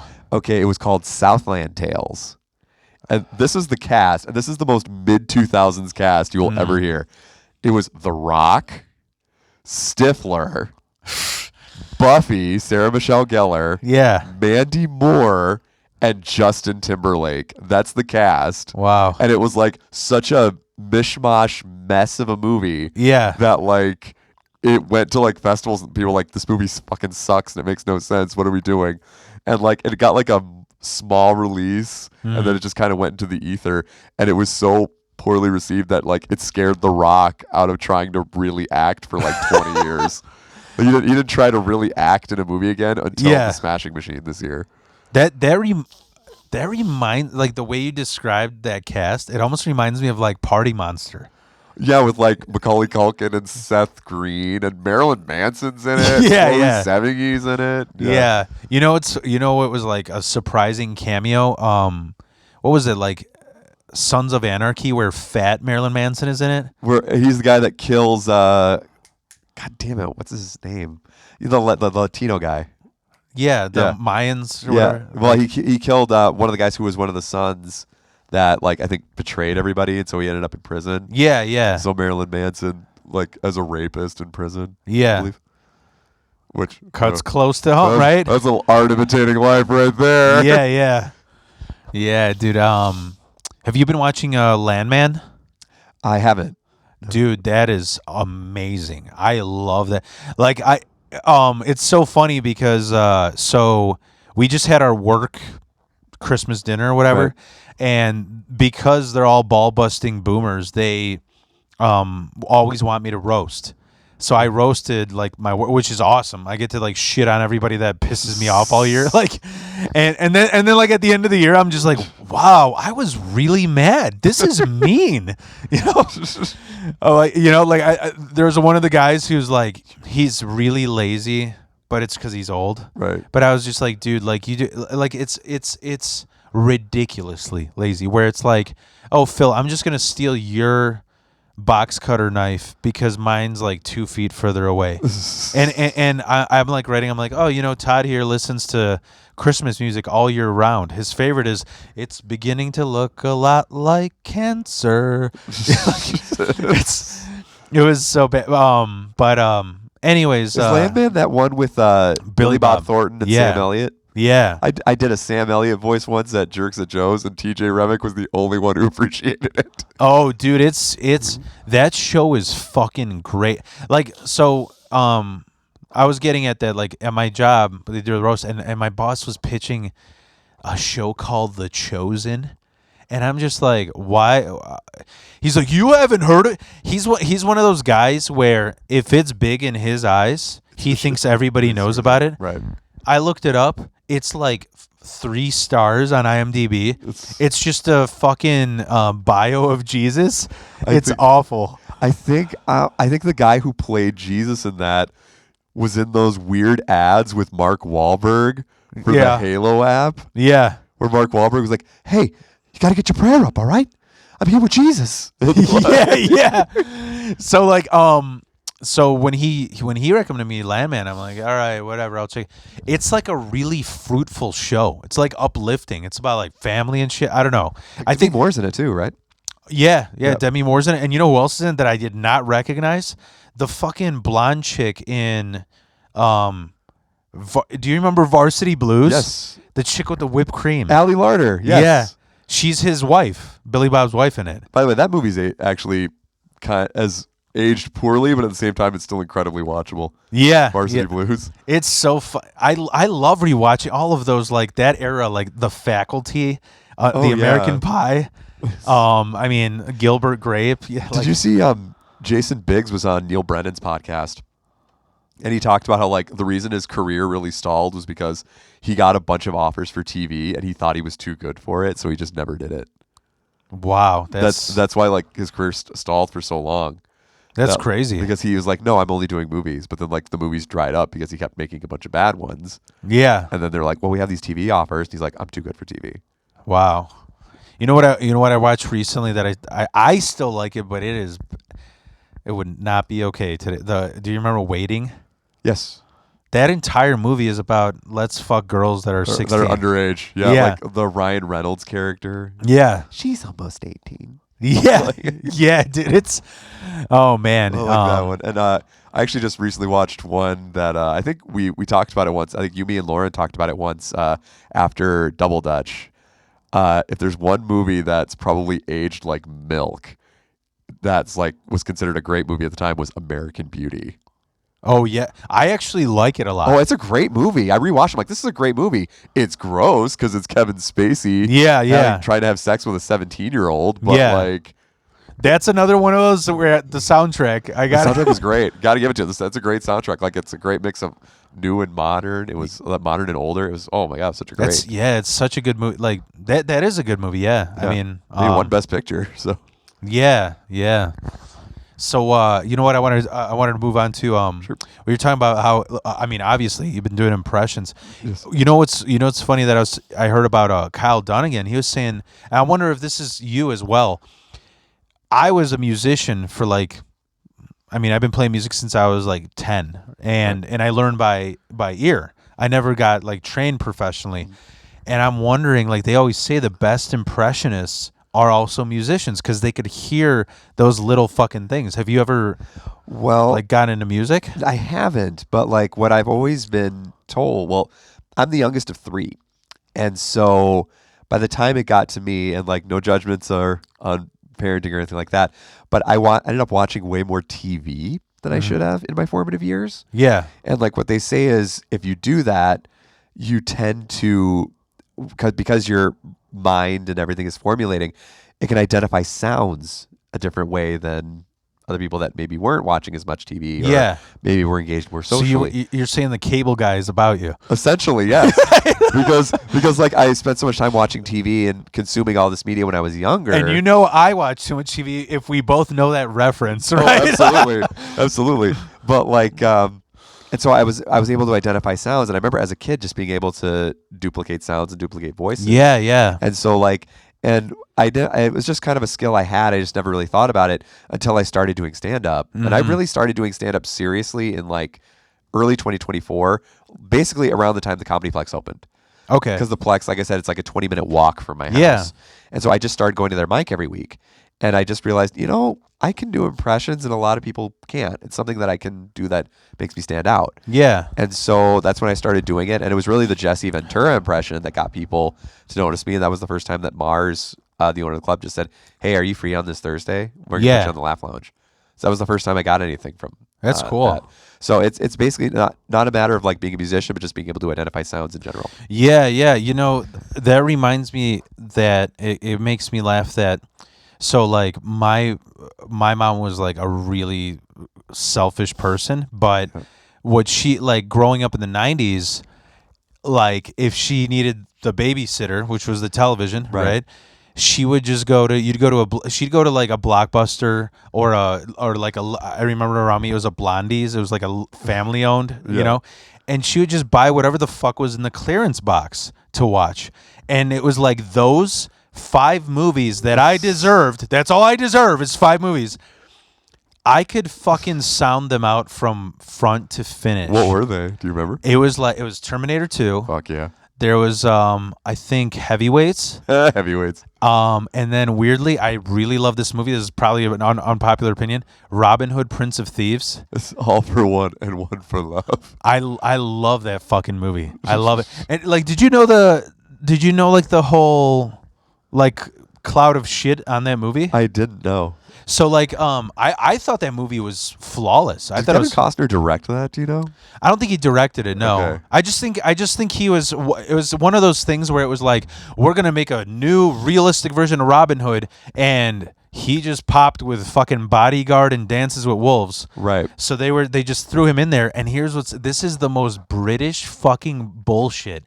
There was so much hate on the movie because none of them had British accents, and then some of them would try to do it and just sound really fucking stupid because it was like, here's Morgan Freeman and his version of a British accent, Christian Slater with his version of a British accent, Kevin Costner with his version, and then there's Sean Connery, who actually has a British accent. And so, like, I guess it, like, pissed off English people. But us Americans were just like, we don't even fucking care. Like, right. So.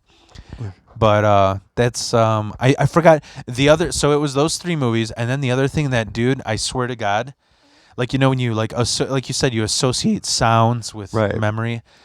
My mom bought, so my mom would do this bullshit where she would, like, be like, hey, you guys want to go on a vacation in Colorado? And really what it was I need helpers to help me install a house in Colorado for my interior design business. And you guys are coming whether you fucking like it or not, but we'll call it a vacation. And we had those converter vans where you have like the 5-inch TV, you know? She bought, because it was the cheapest thing, the entire VeggieTales collection. Oh boy. Dude, to this day, because it would be like episode after episode after episode, and we have the couch reclined. How old were you at this time? I was already like 15. Like, I didn't want to fucking watch this shit. I got my Brian Head Welch braids from God, Korn, you know? Fuck yeah, head from Korn. And I'm just like, why the fuck are we watching this? And the thing is, like, we would have the couch reclined, so we're laying back, like 16-hour drive, listening to VeggieTales, and I'm getting nauseous from the car sickness. So when I like hear VeggieTales, I just get like nauseous. Like, I just associate it with a 16-hour car drive, you know, and just like watching something that is not my age group, you know. Well, you don't want to watch a cartoon about religious vegetables? Yeah, right. It's actually funny. I just had a date recently, and she and I were talking about that, and like she said she grew up very conservative, and she knew all the VeggieTales. Like, she was conservative, now she's more secular, and like she was talking about how she could like remember all the songs because she was like forced to watch VeggieTales when she was a kid. Yeah. So it's funny that you mentioned that, because like literally I had 2 days ago. Yeah. I there was a person in my class, they were writing a bit about VeggieTales. I'm like, man, what would be really, like, I don't know if this would translate well on stage, but if somebody had the money to do a skit of like the opposite of VeggieTales, where it's like Satanists, but they're all pieces of meat, just like a Well, sirloin. you and Dewey had the hot dog costume. Yeah, yeah, right. That was my favorite thing is when we found out the hot dog restaurant closed, and B was like, "I'm so glad we got those costumes." Yeah, dude, that was, dude. I'm so proud of that. Like that, you know, you know what? It was just bad luck that it. I don't think it was luck, dude. It's like me and Buey, we suspect that they purposely went into bankruptcy. I'm not joking. Okay. I think I can talk about it now because it's gone. Right. Nobody has the records and the names. Like, so what happened is I can tell you the kind of history of Wild Dogs. I mean, basically, what the hell? Oh, Buey's calling me right now. Put him Should I answer? Put him on speaker. Hey, what's going on? How you doing? Good. How are you? I am on a podcast with Robin Pottratz right now. Hey, how's it going? Robin who? Robin Pottratz. I'm gonna be on your podcast in like a week. Hack? If Hack? Don't talk about me, goddammit. That fucking club comic hack? Oh, he's doing fucking, I do voices. I don't write. Okay. All right, man. What are you boys doing? How's the what? How are you boys doing? We're good. We're good. good. Yeah. We're Ready to go? yeah. I got to wrap it up, man. I'm sorry. Can I give you a call tomorrow, like during the day? Yeah, for sure, dude. I was just gonna talk to you about a bit. Okay. Yeah, I'll give you a call during work. I'll talk to you soon, dude. Talk to you soon, Beewee. All right, man. Later. Bye. Yeah. Fucking love him. That's the first call I had on the podcast, so that's funny. Oh God. But I forgot what we were talking What about. the fuck were we talking about? I don't even know. Yeah, no, I mean we went to I don't know, we were talking Talking about about Veggie Tales and shit. Oh yeah, Wait, Wild Dogs. What happened with Wild yeah, Dogs? so what happened which was weird, and I don't even know if I don't even fucking care. Just fuck the disclaimer every so like I had a buddy of mine, Jeremy Lowe, he goes by Germ Ripper. Germ is awesome. I knew him when we played. He's a vocalist of a punk band called Modern Day Rippers. Okay. He's the happiest, gayest bear that I know, who is also a punk rocker, who's also a Chicago police officer, which is awesome because like growing up, there'd be like these Chicago punk like Clockwork Orange type gangs, and he would literally like cuff them and be like, "It's me, bitch. You're about to get plowed." Like, he's awesome. He's so fucking cool. So, he's an awesome guy, and he was really like, doing really hard to go into sobriety. And part of that was like get away from that punk rock lifestyle, get away from. So I think he had a little stint in stand-up comedy, and then his friend Kurt Harrison. He was in the whole Chicago punk rock. I don't know if you know the whole Chicago punk rock scene, I'm not familiar, obviously. but it's just like Naked Ray Gun is like the minor threat Black Flag of Chicago. Okay. It's like Naked Ray Gun, Effigies, and they were all friends. And Kurt was the event planner at Wild Dogs, and he was looking for somebody to run shows. People were like jumping for it. I think Joe Christopher wanted to do it. You know Joe? I'm not familiar now. He runs some shows in Rockford, and then Stephanie Robertson wanted to do it. And I was like, I reached out to Germ, and Germ like really recommended me.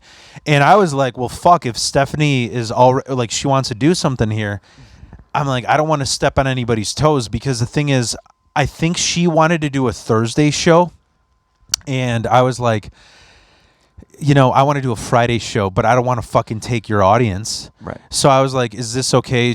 And I was like, Stephanie, I want to be honest. You're in Texas. You run the Vixen. Don't you have a full plate? And she's like, you know what? Just take it. And she gave it to me. And so here's the conspiracy. that I have, that Okay. me and Bewey have. I don't know if this might be different from Bewey. You know what? Me and Bewey always joke about how synced up me and him are. Isn't that wild that we just started talking about Wild, and that's when he calls? I know, right? Right? It's The fact that nuts. it happened to be of all people, it was him. That It called. is nuts, dude. So what happened is, it was a punk rock hot dog joint. Yeah. It was fucking cool. That was a cool ass venue. It was, dude. And so the story that is official that I know about was next door was Giordano's.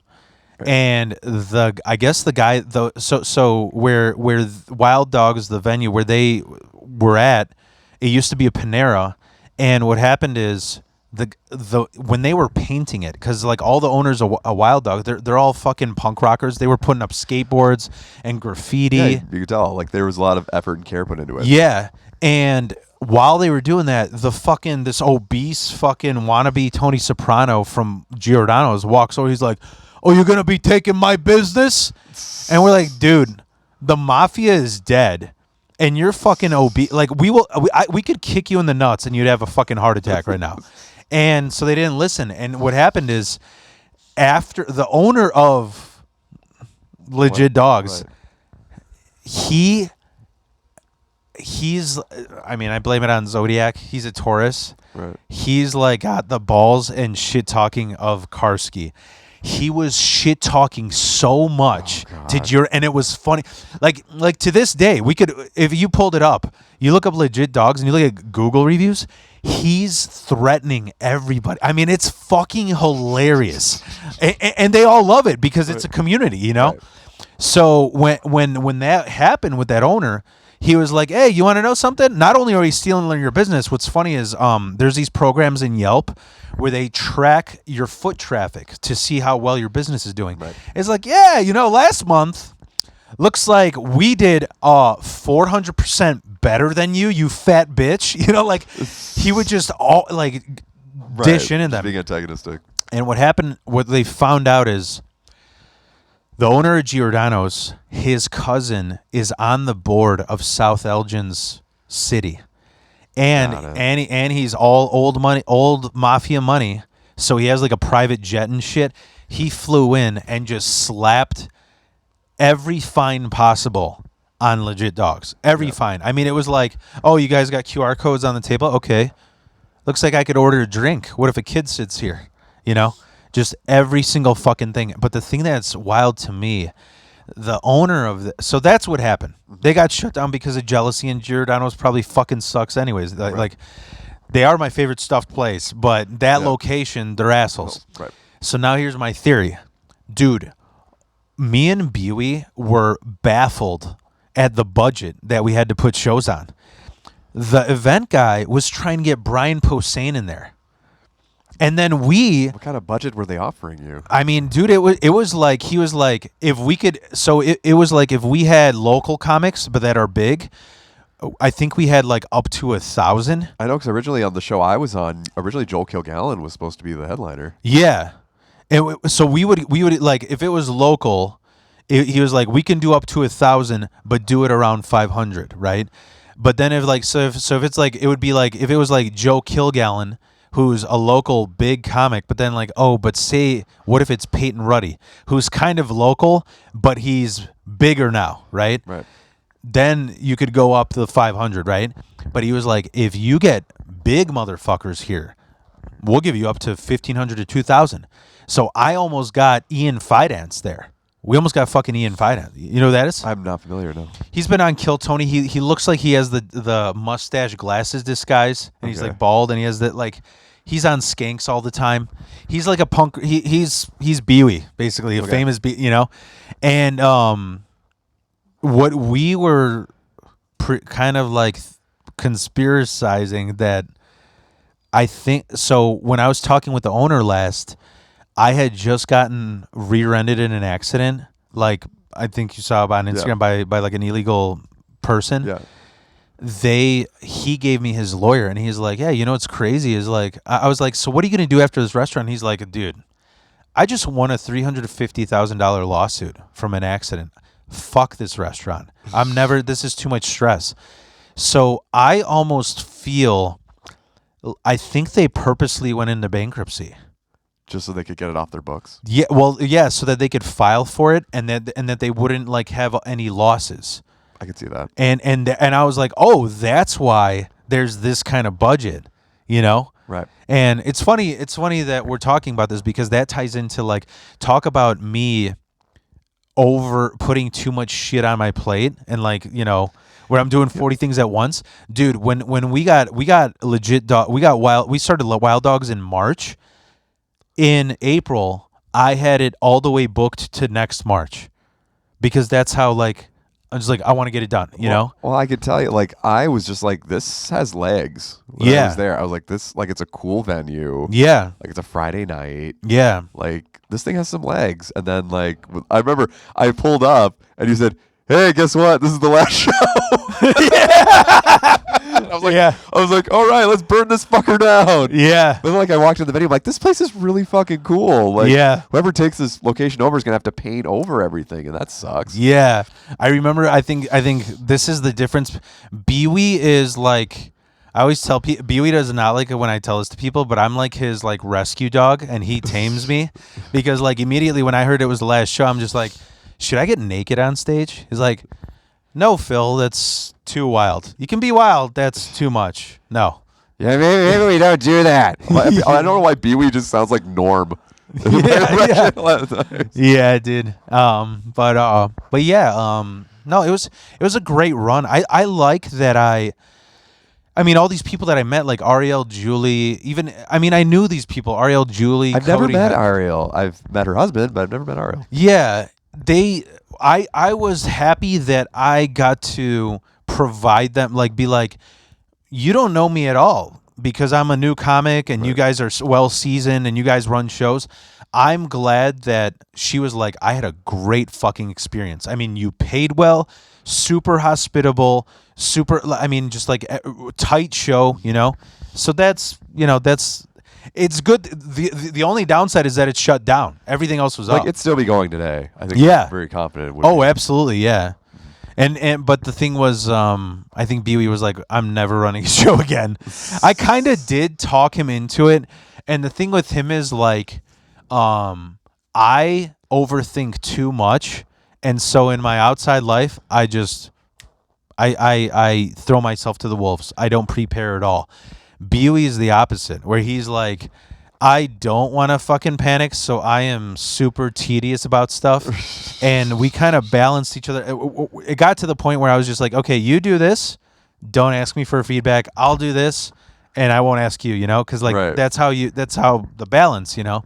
You know what was funny is we got banned from Elgin College because we went in there with the hot dog costumes promoting. Oh. Yeah, they got upset because of the hot dog costumes? Yeah. Why? Well, because we went there and we what was it? I forgot what show it was. It was a big show. It was going to be a big show. It was going to constitute whether or not like whatever our budget was, and we just went all over in the hot dog costume like putting up flyers. And then like the next day, the owner calls. He's like, "We got 26 fucking calls from Elgin College." I'm like, "Oh shit, are you mad?" He's like, "No, that's awesome, motherfuckers." and then we also got in trouble. We got escorted out of Woodfield Mall with security. And that was even funnier because Funnier because you're in the fucking hot dog costumes.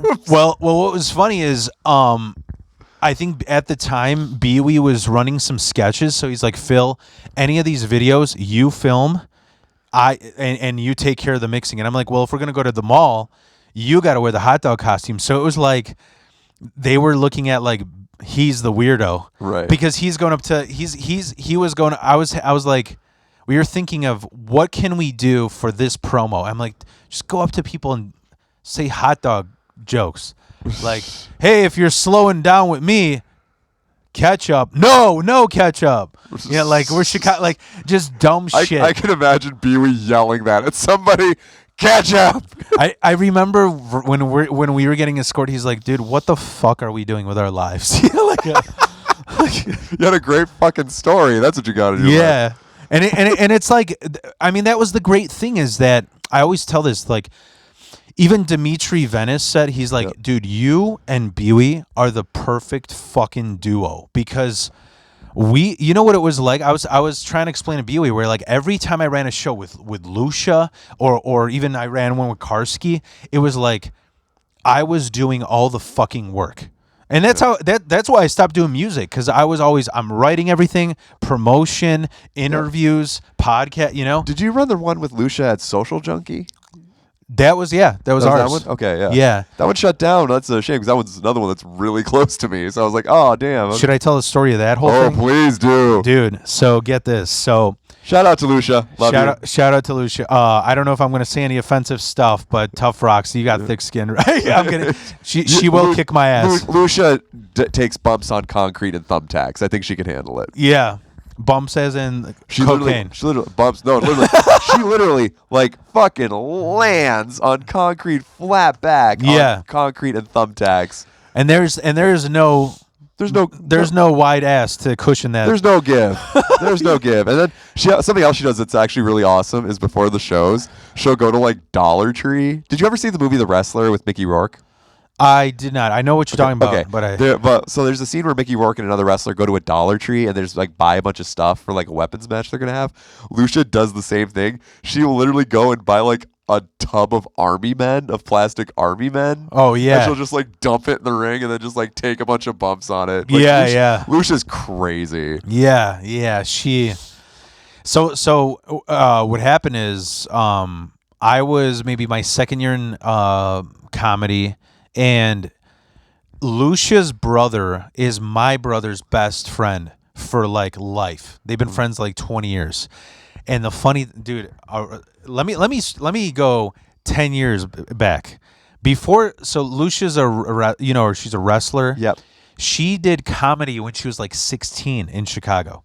Okay. She did comedy a while back, and I told her this story, and she doesn't remember this, but when I was selling a shit ton of weed at the time. I mean, like I got stuff from like a cartel mule. Okay. When I used to, like, it was like pounds at a time. And I remember my brother hit me up. This is the first time I met Lucia. She was about to move.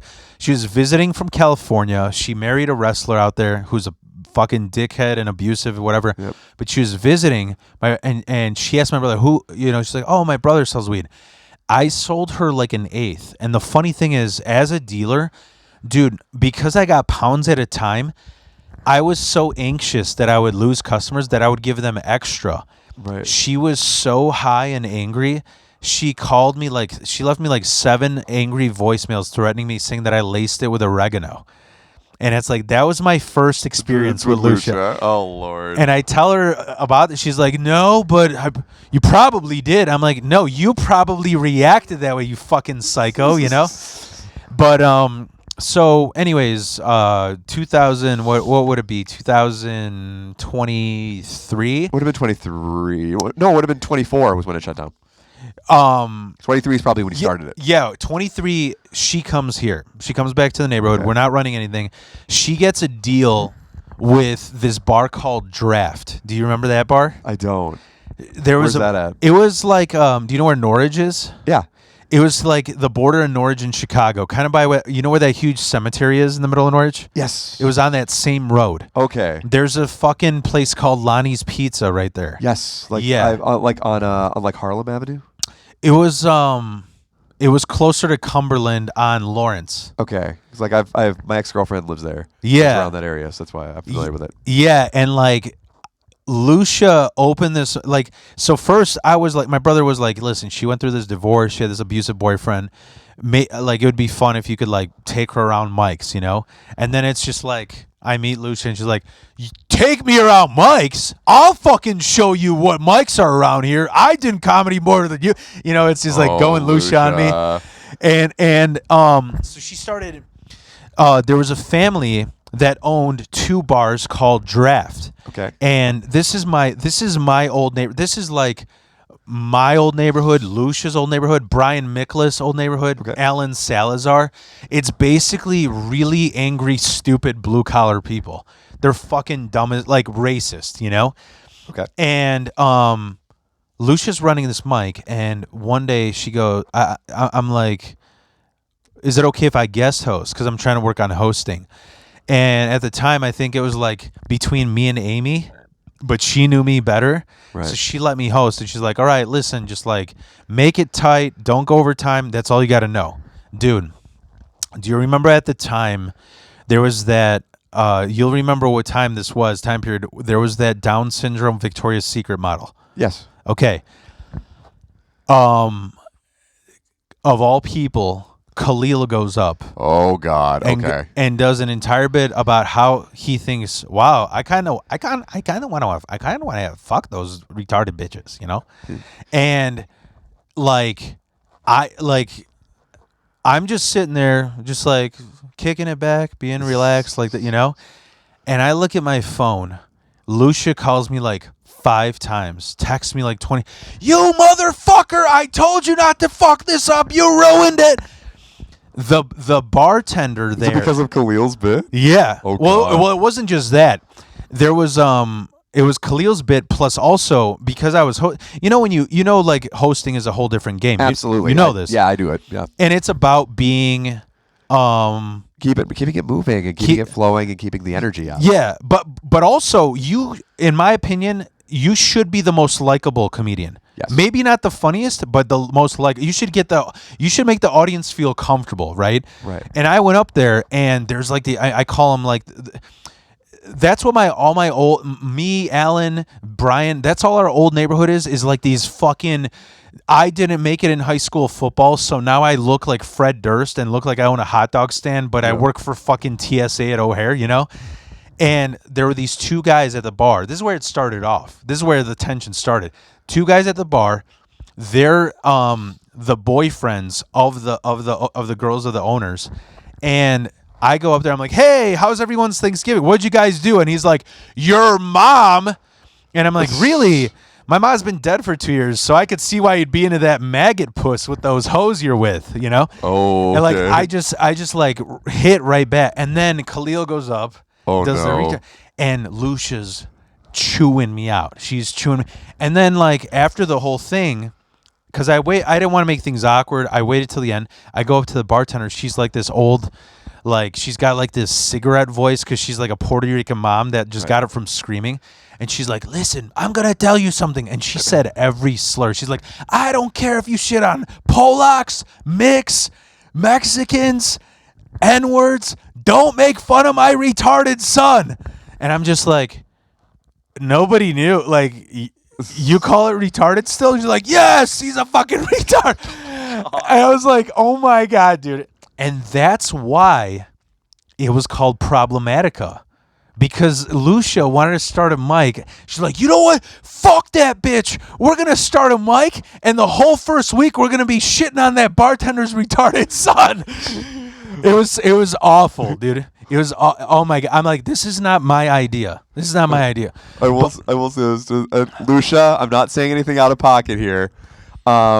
So for the wrestling shows, we do have a referee that is special needs. Yeah. That like it does have some mental disability. Yeah. And so the last show I was at, not this past show because I wasn't there, but the one in like October, the main event comes and that one referee decides I'm gonna referee this match even though she wasn't supposed to. Yeah. And like what they do at the end of the show is they do a lot of false finishes. Where like they're 1 2 1 2 1 2 1 2. In order to do that, the ref has to be pretty fast. Yeah. To be able to be there. But the problem is every time there was a pinfall, she would like slowly go down and go 1. And then eventually the wrestlers were kicking out at 1 because they're like, we can't just stay in this position for like 10 seconds. You guys are the Jewel Osco of wrestling. Oh, very much so. Offering opportunities for the... Exactly. Essentially, yes. Yeah. And then like they were complaining to Lucia, and then Lucia said, what do you want me to do? She's retarded. Like, that's how Lucia... Dude, and I told you, like, you know, the first... Lucia, I love you, just for like, the record. Like, so when she... When she was looking for a draft, did I tell you what she said about to me about draft? Like, so when she was looking for a mic to run before she got draft, she was like, you know what we should do? I got the best fucking idea. We should get a fucking dispensary or like a pipe shop and have a mic there. And like everybody who goes up, you have to be fucked up all the way to the top on drugs and then do your set. I'm like, okay. That sounds like a terrible idea. Yeah. Yeah. Who is going to want to do that? Number one. Number two, like, you're making addicts if we're going to do this weekly, you know?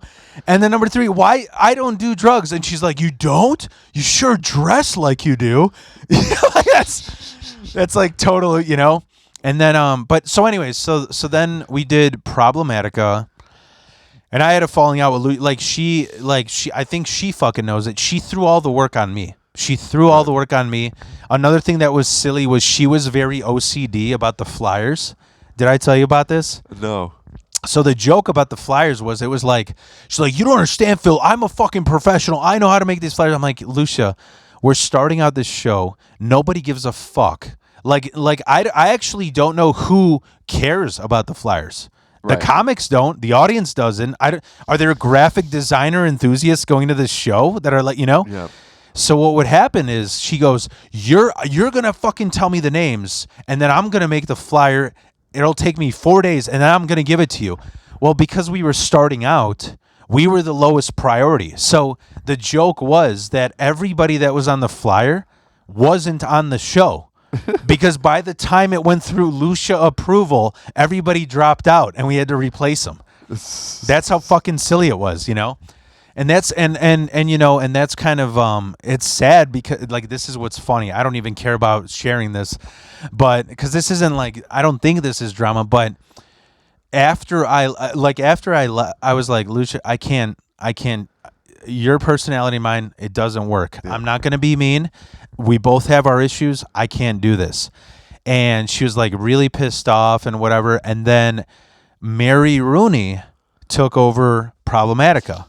Yep. And I was like, all right, well, I'm not going to go there anymore because this is kind of raw. This is kind of a fresh wound. You know, I don't want to feed into this drama. I'm going to give Lucia space. I was under the impression that Lucia and Mary were like best friends. Mary hates Lucia. She fucking hates her. So when she heard that I'm associated with Lucia, Mary will not book me on any of her shows. Oh, jeez. Because she thinks that that's what I'm associated with. Like, I've tried to explain it to her, and it's like, nope. So it's whatever. I don't care. It's like there's so many shows in Chicago. Yeah. I don't have a problem with Mary. I met her like twice. You know, it's like whatever. But that's what I'm going to therapy. Where Bewey is so blunt and insightful. He goes, Phil, you know what your fucking problem is? And it's not anymore. But old me, he was like, you know, your problem was when you would find out somebody doesn't like you, you're like, I'm digging in his front lawn. I need to find out why. Yeah. It doesn't matter if it makes sense. It doesn't matter if it doesn't. I'm digging. He's like, Phil, you know why that's fucked up? I'm like, no, I'm just trying to find. He's like, okay, Phil, you ever make eggs in your fucking front room? What if somebody that you don't like, what if Trace Jenkins or Mike Smith just pops their head in, oh, hey, you go on walks around here. I didn't know you lived here. Hey, by the way, can I get on Wild Dogs? You know? Yeah. Like, I didn't realize it's like. You should have booked Trace Jenkins on Wild Dogs. Oh, dude. We were thinking with of all black comics. Oh, God. Yeah. Oh, my. If you think that Muay Thai thing was a beatdown. He would have gotten like the fucking Black Disciple initiation, you know, like. But yeah.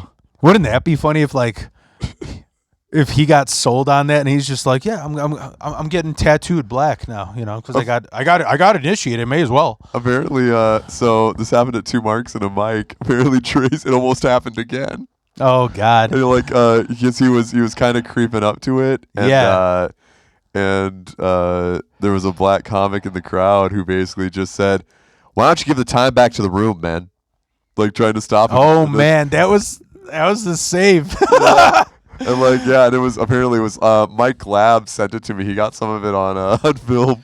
That's hilarious. Mike's a good guy too. I love Mike Lab. I think I'm gonna have him and Ruben like on the same one. Oh yeah, because they're always together. May as well. Yeah, you know? they like to carpool together and stuff. Yeah, so I'm on a show this Saturday with Ruben in Easy Trevino's Kenosha show. Okay. So it's a pretty good lineup. I mean, it's like Cody Heck, Jeff Warren is on there. So it's a fun dive bar show. You know, he's starting some. So you know I want to tell. I forgot to tell you the story. You know what's funny is I was telling you about Story Wars, right? Yes. I don't even know if I'm supposed to talk about this, but whatever. Easy, he's a tattoo artist, and somehow he crossed paths with Luis Gomez, where he was like, I don't know if he was offering him a tattoo or he was like, hey man, you're in town, can I open for you? Luis let him, and he was like, Easy was like, yo, listen, there's like so many funny comics in Chicago. Like, can I do like the Story Wars locally if I don't air it? Like, if I don't monetize off of it. Right. And Lewis is like, I give you permission, just don't fucking put it on, you know? So he invited me on. I was on there with, Adrian Ayala? Name sounds familiar. His buddy Uzi. I was on there with Uzi. I have seen Uzi before. Yeah. I was on there with Uzi and then like two other like Wisconsin comics. And this made me laugh so hard. I had a story where when I was in my 20s, one of my friends, like I was in like this punk rock gang group, and one of my friends was dating like this spoiled Italian princess Dago granddaughter. Like, you know, they're like, their grandfather was in the mafia and now they're fucking 20 and they drive a Escalade, you know, like. And so they invite us. They're like, oh, my girlfriend, like one of our friends, the grandfather, he bought a hookah bar. So they're celebrating. So we go over there, and I bought this fart spray. It's called Liquid Ass. And I just, like, I was showing it to my friend. I'm like, dude, you won't believe how real this smells. And he smelled it.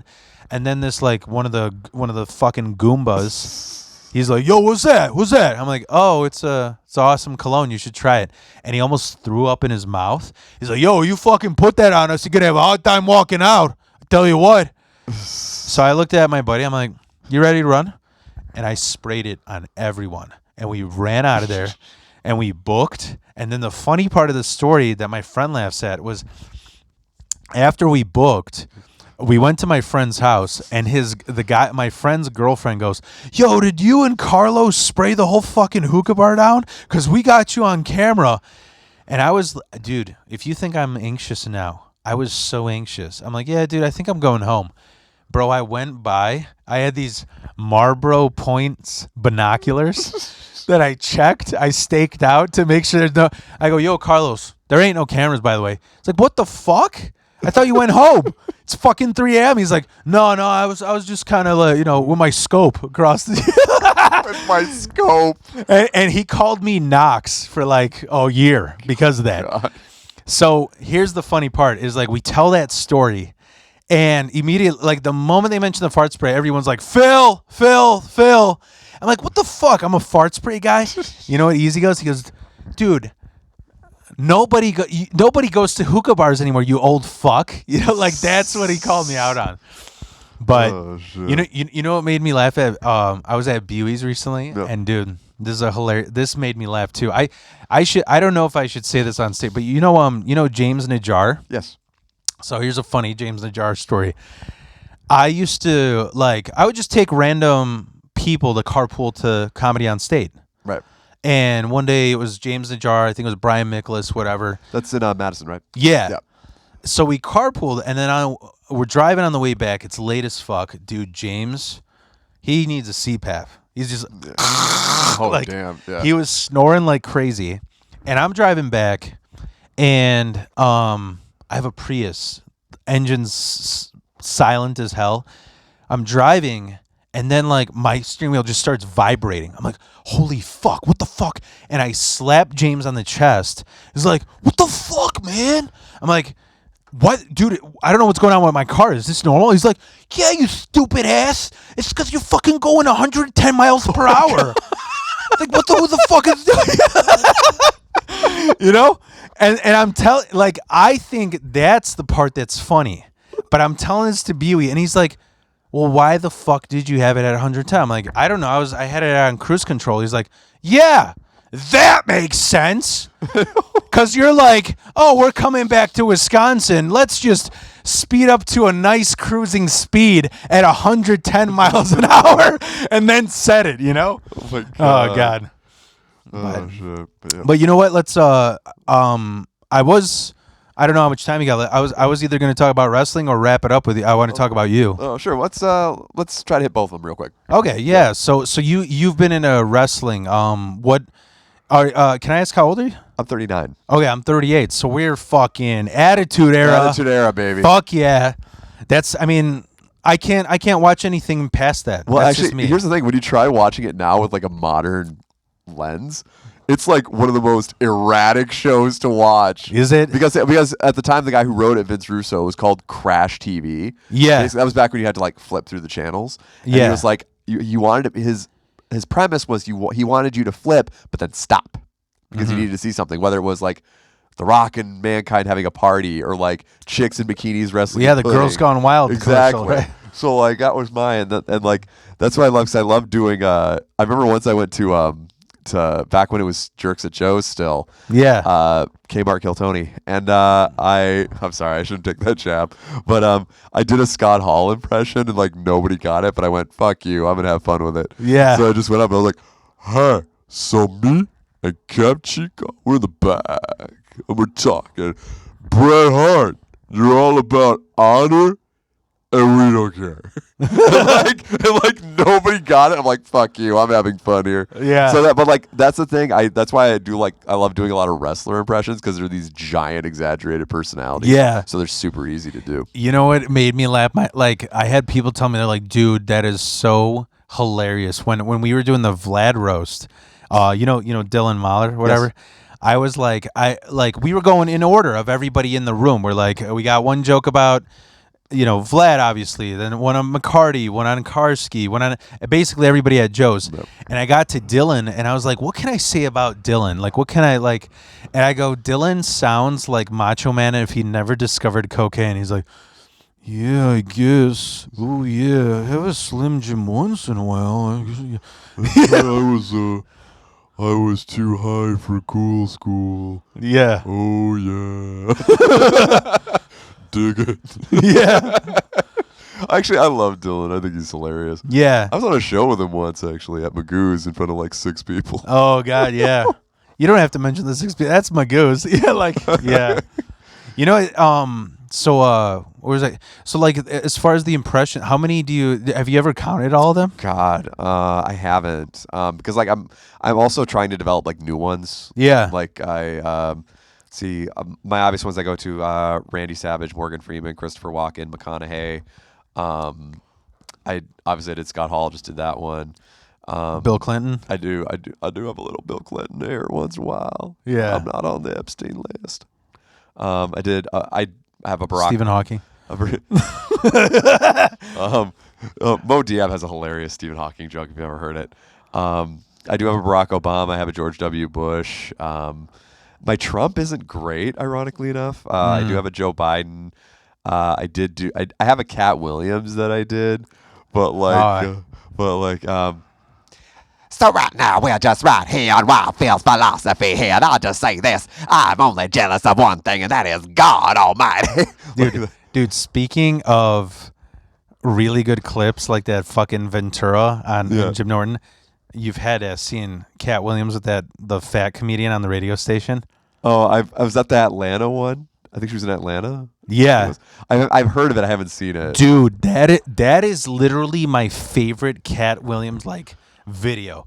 Because she's just like this sassy, chubby black woman, whatever. She's not me, but she just like for no reason starts digging into him, and he destroys her. Like, I mean, she's like, you could see she's shaking. She's so mad, upset. and it's on her own show, and it's oh my god. I mean, she's like, yeah, your children don't like, they miss your cooking, and he's like, no, they don't miss anything. I like, yeah, you didn't cook that much at the end of your boys' lives. He's like, no, I cooked from the beginning, the front, and the end. He's like, yeah, so what is it that you cook? He's like, I do a mean broccoli. She does a mean broccoli.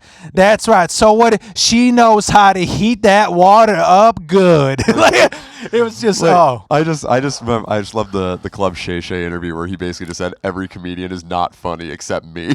Oh yeah, that's the one where it's like brown couches and they're facing each other. Yeah. Yeah.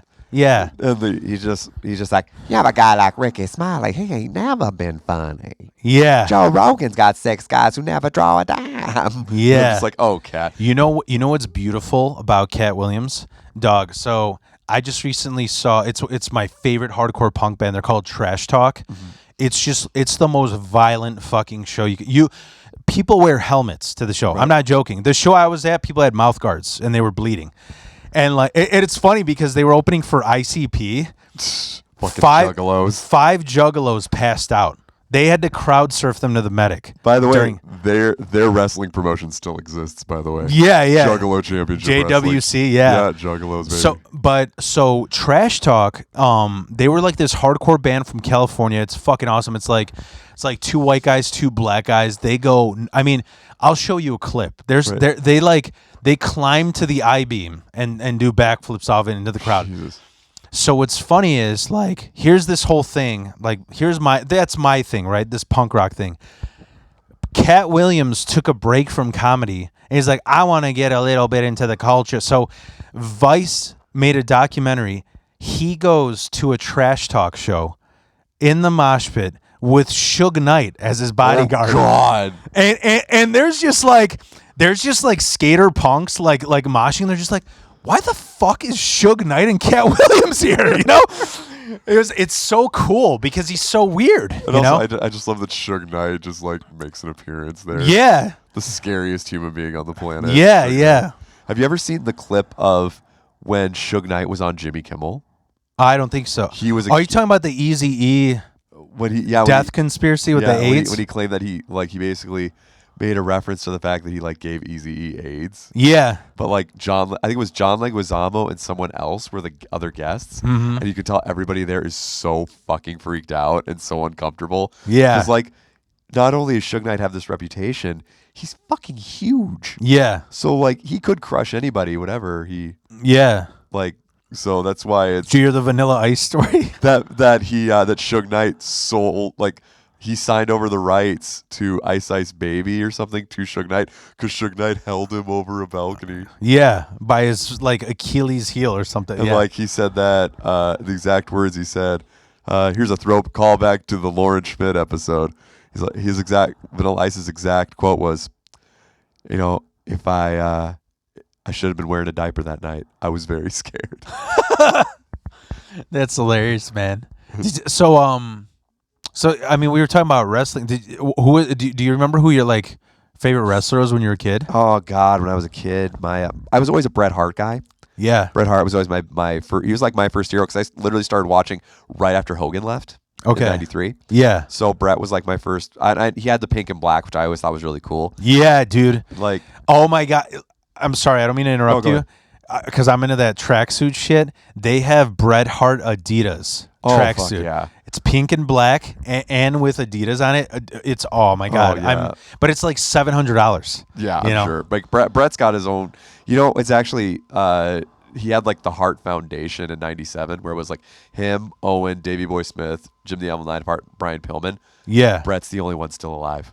Yeah. Like they all died in like really tragic young ways. Yeah. But like then like during like the Attitude Era, my favorite was actually Chris Jericho. And Chris Jericho is still my all-time favorite to this day. He's still wrestling, if you can believe that. Yeah. So I loved him. I loved Chris Jericho.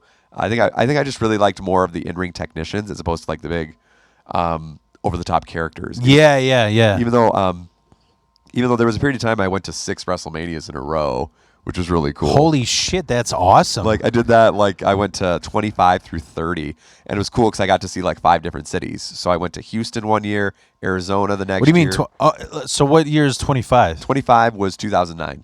Oh, wow. Yeah, so that was Shawn and Taker in Houston. Then it was in Arizona, Shawn Michaels' last match. Then it was the Atlanta one where The Rock came back to host, which sucked. Yeah.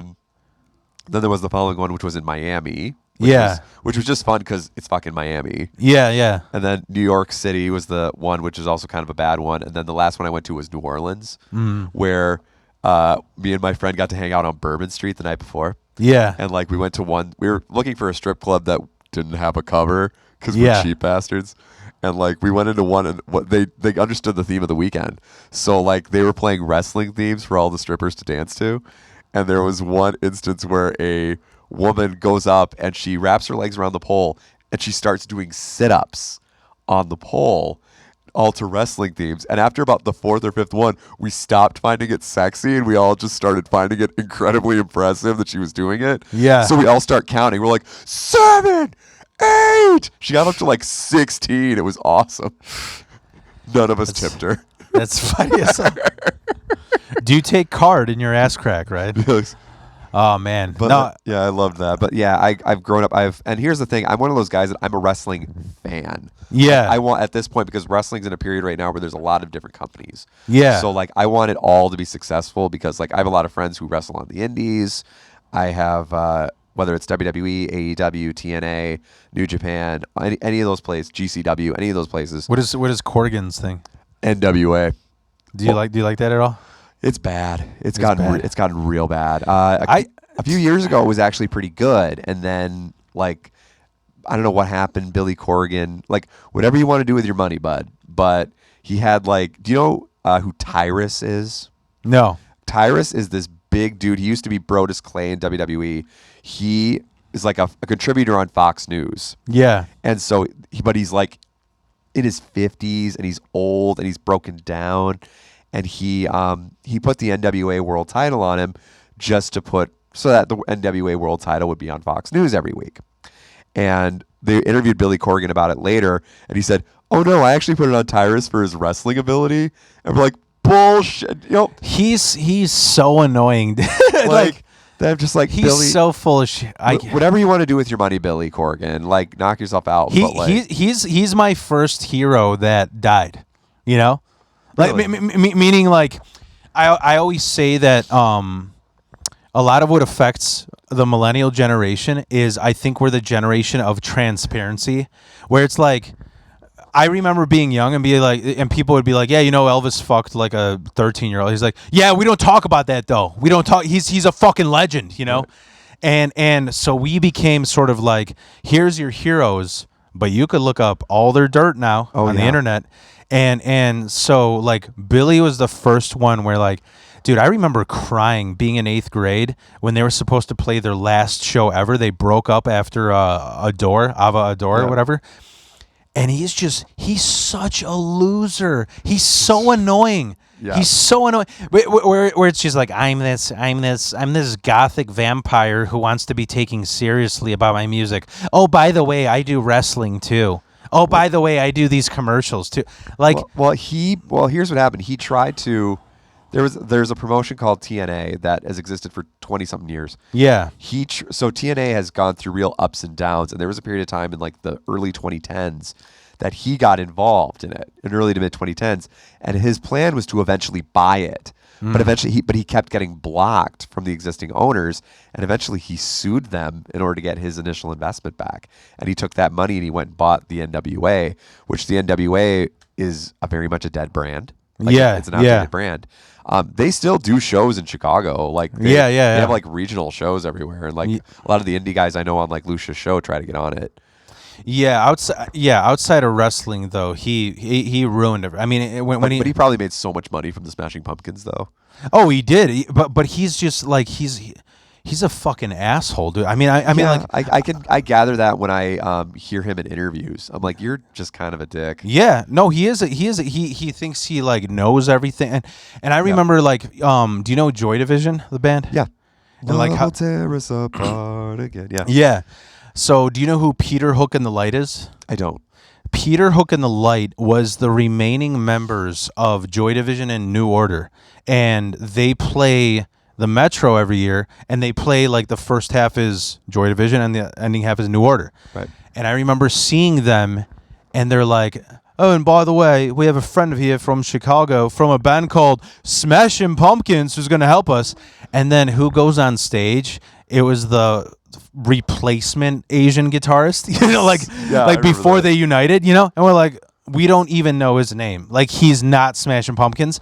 And then after so like everybody's like, who is it? Oh. And then after he's done playing, they go, thanks, Billy. and he looked pissed. He's like sitting up in the rafter, like with his, and then everybody rushed out, and he did not want to meet anybody. I mean, just all these little things. Have you ever been to his tea shop? I haven't. No. It's like fucking $15 for like a bakery measured cup. It's like soot water, you know? And then the other thing that rubbed me the wrong way, he keeps bitching about that he doesn't like, why do people want to hear the old albums? Oh, because that's the only good shit you have, dog. Like, that's the thing that keeps making you money, dude. Yeah. Like, and what drove me, like, he would shit on that about the old songs, but then you'd go to his tea shop. He's like, oh, I want to make a tea shop and a half record store. He has 40 records of like Melancholy, Siamese Dream, Abba Adore, all signed by the whole band, but he's getting the money.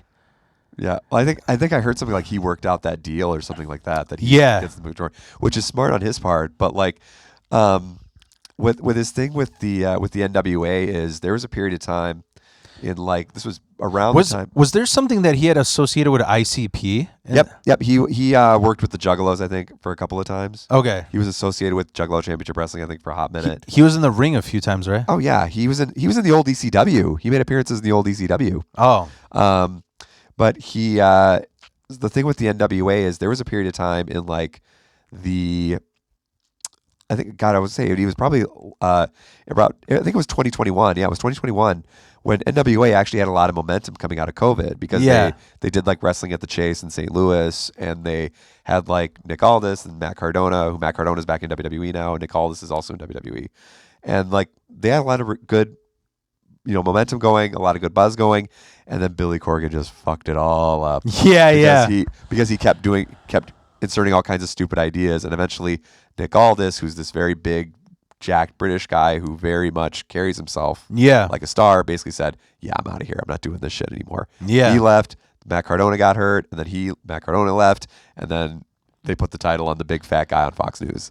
And then NWA has a ring that's probably the size of that rug right there. Wow. And it's just like, if you look at it visually, you're like, this looks so low budget. Yeah. And sadly, I just feel like everything he touches after that breakup turns to shit. But he still making money off of it. That's what it is, though. I mean, it's like, for example, what's funny is when they first got back together, Pumpkins do this thing I don't know if it's Pumpkins, but like Q101 does this thing every year. Kevin Kellam would know. It's called like Rock and Roll Stole Christmas.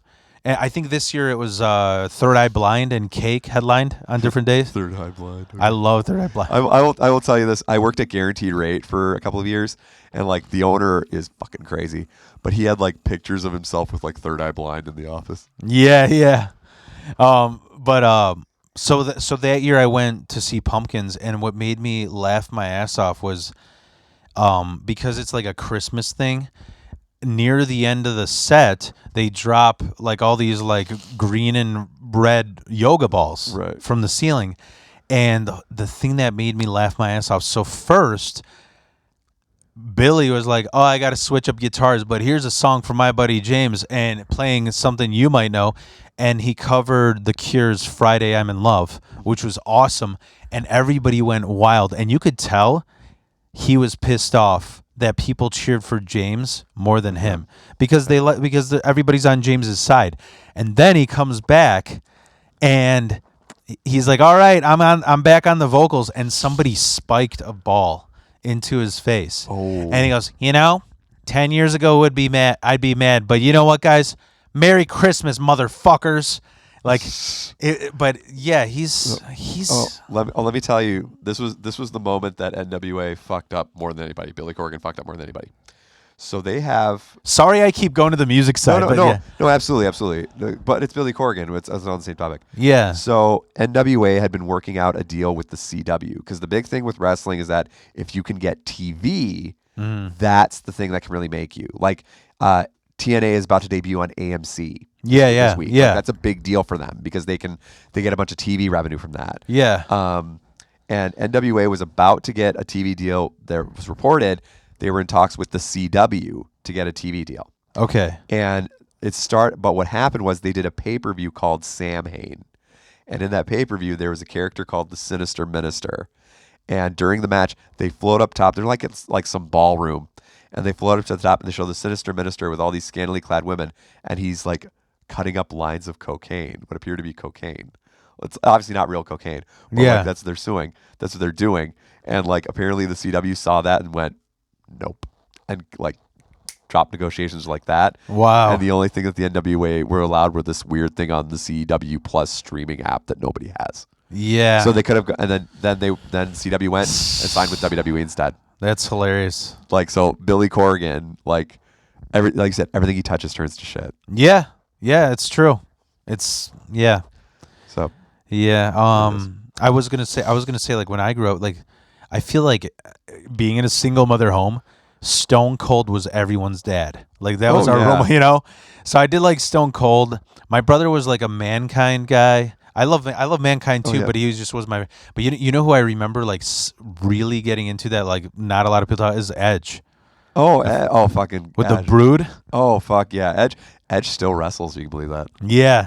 He wrestled, broke his neck, had to retire, came back like 9 years later. That's crazy, man. Yeah. That's so nuts. Yeah, he's in AEW now. He went to the competition promotion basically so he could be with Christian and have like a final retirement run. Oh, that's awesome. Yeah. You know, I wanted to segue into talking about like interviewing you and your origin. I want to tell you a quick funny thing though. I used to do this because you mentioned you're from Minnesota. Yeah. So I used to have this bit. I don't say it as much, but it was just like I grew up a troll and I always love finding new ways to troll people. You know what what's stuck out in my fucking head for long? It doesn't mean shit, What's but that? I was in Lake Geneva in Wisconsin with my wife and her family.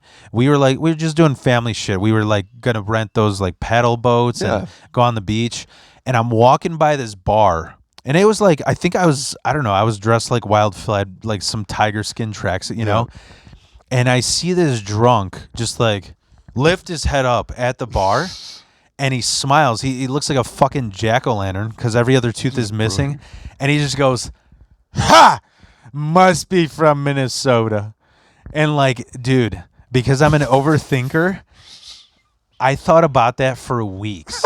I was like, what the fuck does that mean? Best damn state It was like, reunion. it wasn't even like offensive, but I was just like, that's how you troll. Just name an obscure, must be from Morris, Illinois. You know? Like it just, I still don't know what it means. I'm gonna do that to a random stranger. Like, Yeah. must be from Boulder, Colorado. Yeah. They're just gonna be confused and walk away. Yeah, yeah. But, Did you have you? I'm just side weird question. Did you ever listen to the band Deer Hunter? No, I've seen the movie The Deer Hunter, but never. Okay, it's a different thing. Yeah. And then I had friends in St. Paul in a band called Magic Castles and Flavor Crystals. I don't know if you ever heard No, that. I've never. Okay. So I'll go to like you grew up in Minnesota. I grew up in a small town called Melrose, Minnesota. It's Okay. about 100 miles northwest of the Twin Cities. Okay. So obviously went there through high school, and then I went to college at the University of Minnesota in Minneapolis. That was my first taste of like being in just a larger city for a long period of time.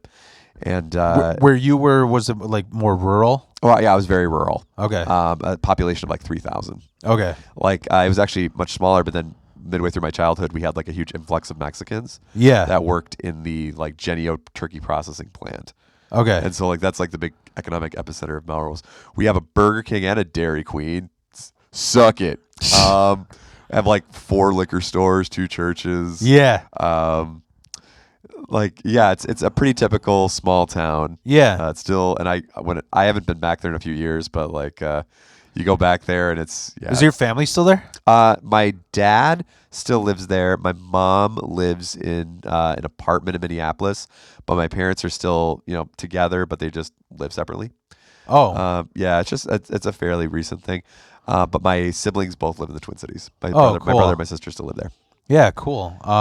So like, I mean, growing up, obviously, like wrestling had an influence. What made you like get into comedy? You remember like the first? Honestly, what it was, and this is just a fairly recent thing. I've always enjoyed like public speaking. Like when I was in high school, I always did speech. Yeah. I did creative expression was the category, so I would just write like a 7 to 8 minute speech, and I would do that in competitions and stuff, and I was able to do that, able to go to like the state level a few times, and it's something I always enjoyed doing. But then like, it was around actually fairly recently. I've only been doing stand up comedy seriously for like 2 years, Yeah.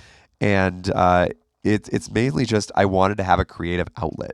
Yeah. And being out there, just being on stage. When you're on stage, you're by yourself. You can just sort of figure things out, and it's something I just found that I really enjoy doing. That's what kind of got me into comedy, and I've always enjoyed performing, and it just gives me an opportunity to do that. I always wanted to have like one of those TED Talks. Yeah, it's so stupid. Like I don't know. I'm like I'm never gonna be famous enough to do but it would be cool. Like I get what you mean with the speaking thing. Yeah, it's you're up there by yourself, and it's like it's kind of a you live and you die based on what they say. It's kind of this is I don't know what to call it, slimy of me, but after I went through like all the deaths in my family and stuff, and I kind of like balanced out my brain, I really got into jujitsu, and what was crazy is I was looking I wanted to be like a motivational speaker. Yeah. I wanted to.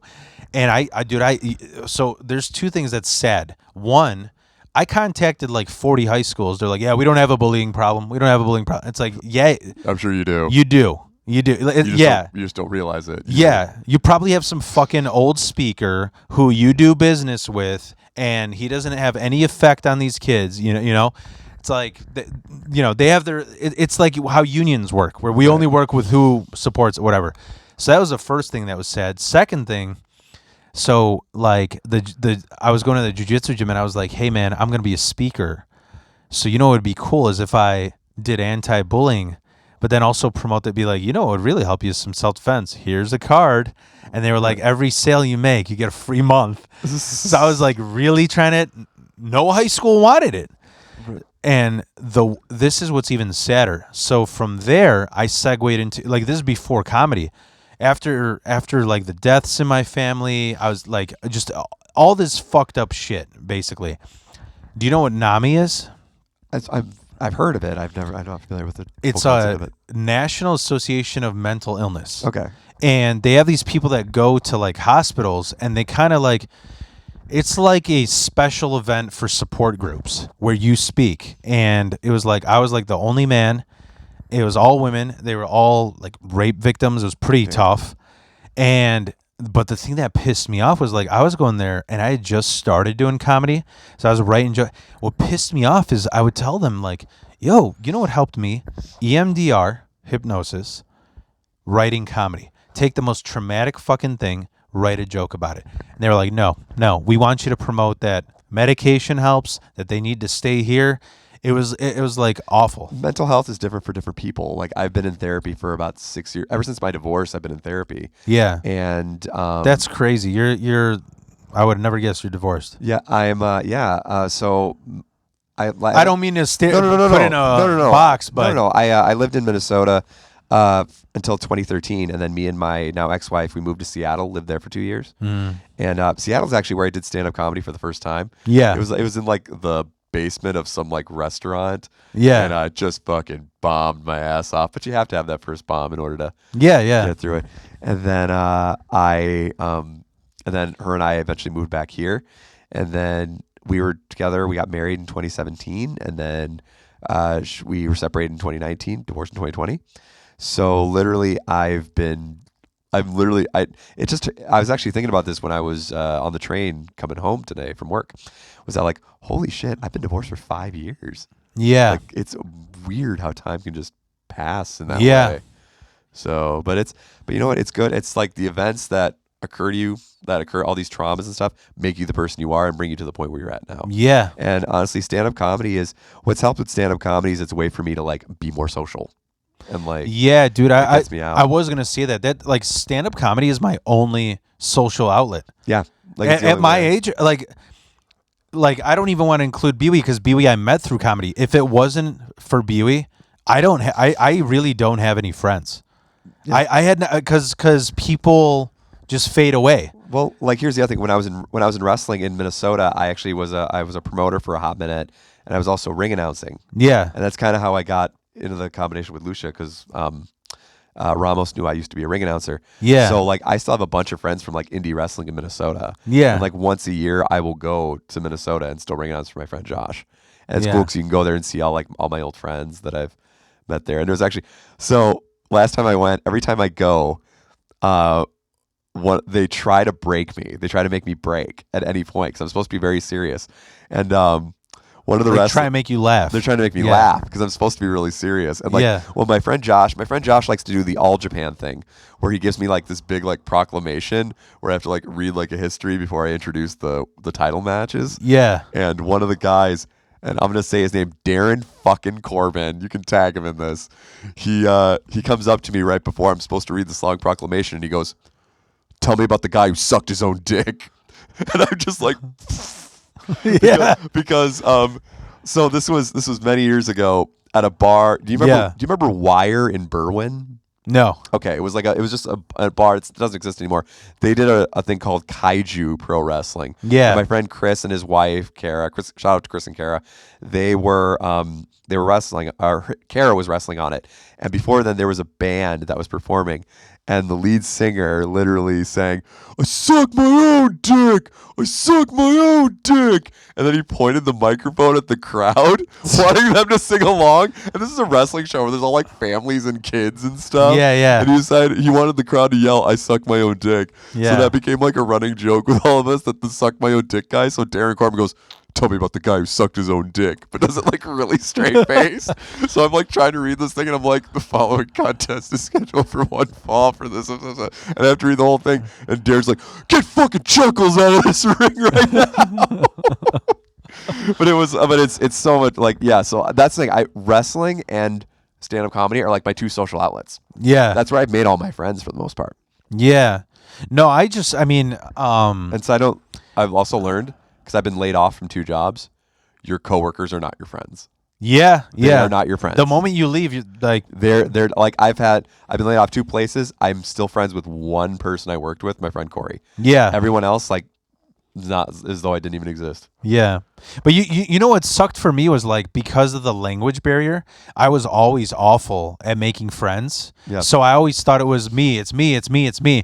But I think once you hit like 27, people just are like, I just like I want to be Al Bundy. I sit at home, get fat, watch TV. Right. And I don't want, to go out anymore, to do things, Yeah, it requires a lot. Like people, they just get like set in their ways, and like they don't prioritize their social life as much as we would do, Right, exactly.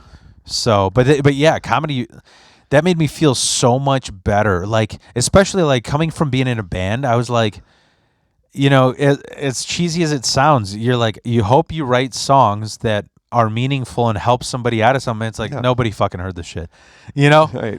And so, but I wanted to, I wanted to tell a quick story that you remind me of when you're talking about the speech thing. So I have a best friend named Ross. He's mentally challenged. I met him at Jewel Osco. It's not a joke. We are. Does he ref for Ultimate Combat Golf? No. It has its mostly downs at that, no ups there, Yeah. But because you were talking about NW having ups and downs. Was Khalil there? Yeah. You ever been to a sex party and no one ever had sex with you? Yeah. It's an actual Khalil joke. It's one of my favorite ones I do.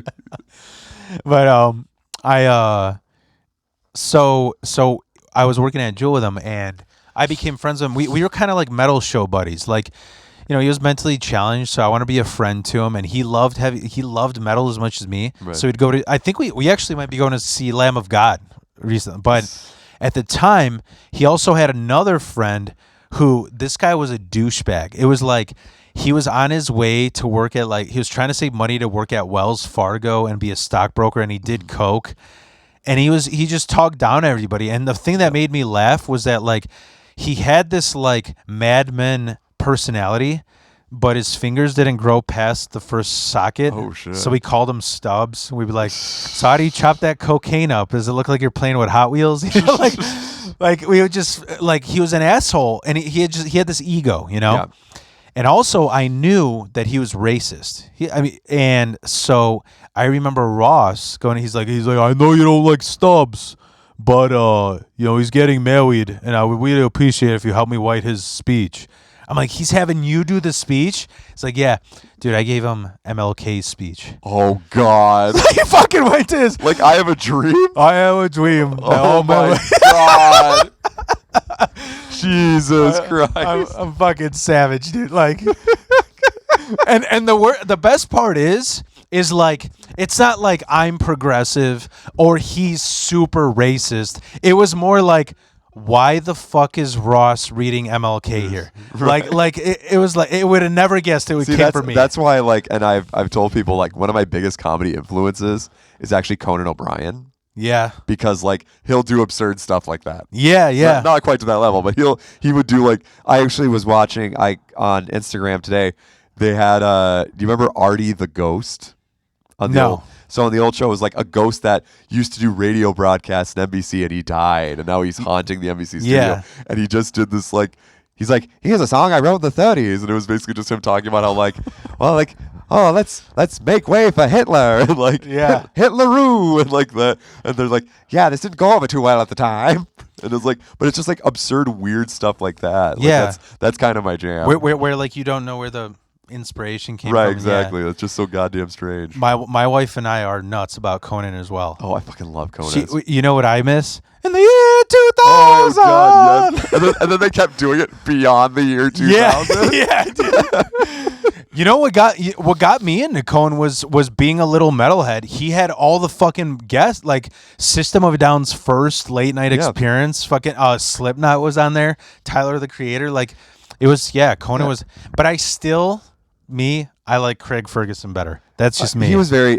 Craig Ferguson had that unique charisma about him. When he went that skeleton. Yes, I know what you're talking about, Craig. But Like, they had. So I was watching Vice had the show called Dark Side of the '90s, and they were talking about Arsenio Hall, yeah, and they said that Arsenio Hall gained like a level of popularity, but Johnny Carson basically went to all the musical artists and like blacklisted them for performing on Arsenio Hall. Said you won't promote on the Tonight Show if you go on Arsenio Hall, and Arsenio went, okay, that's fine. So he then went to every underground hip hop artist and said, hey, you want to perform on national television? wow. And like that's what introduced the world to like Tupac Shakur. That's and, like, awesome. a bunch of people because Johnny Carson blacklisted every possible musical guest from Arsenio Hall. That's cool.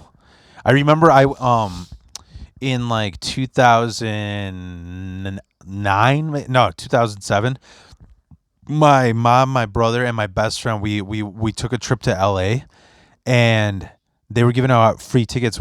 I went to see Jimmy Kimmel live. Yeah. It was a cool experience. Like they show you in applause, and the guests were Wee Man, and I don't know if you remember Horatio Sands. Yes, the guy who always broke on SNL. Yeah, and he had some. You know why he's like gone, right? He had some pedo shit. Oh, I didn't know that. Yeah. It's wild. But I also back in the day I was on Jerry Springer. Really? Yeah. You were on it? I was the front Oh, row. okay. You were Like I got I tickets. thought you were like one of the guests. I'm like, what? No, I wasn't the guest, but How wild is the lifestyle? Yeah.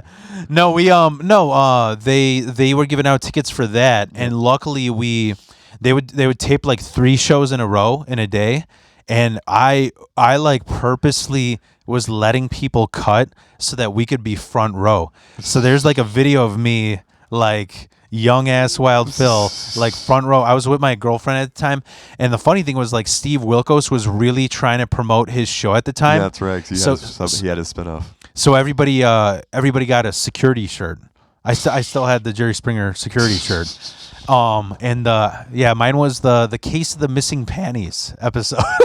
Oh my god. And that obviously, you know what's a cool fun fact? So there was in the 2000s, there was like this noise metal boom. It was like Every Time I Die, Dillinger's Escape Plan. I don't know if you remember any of these bands.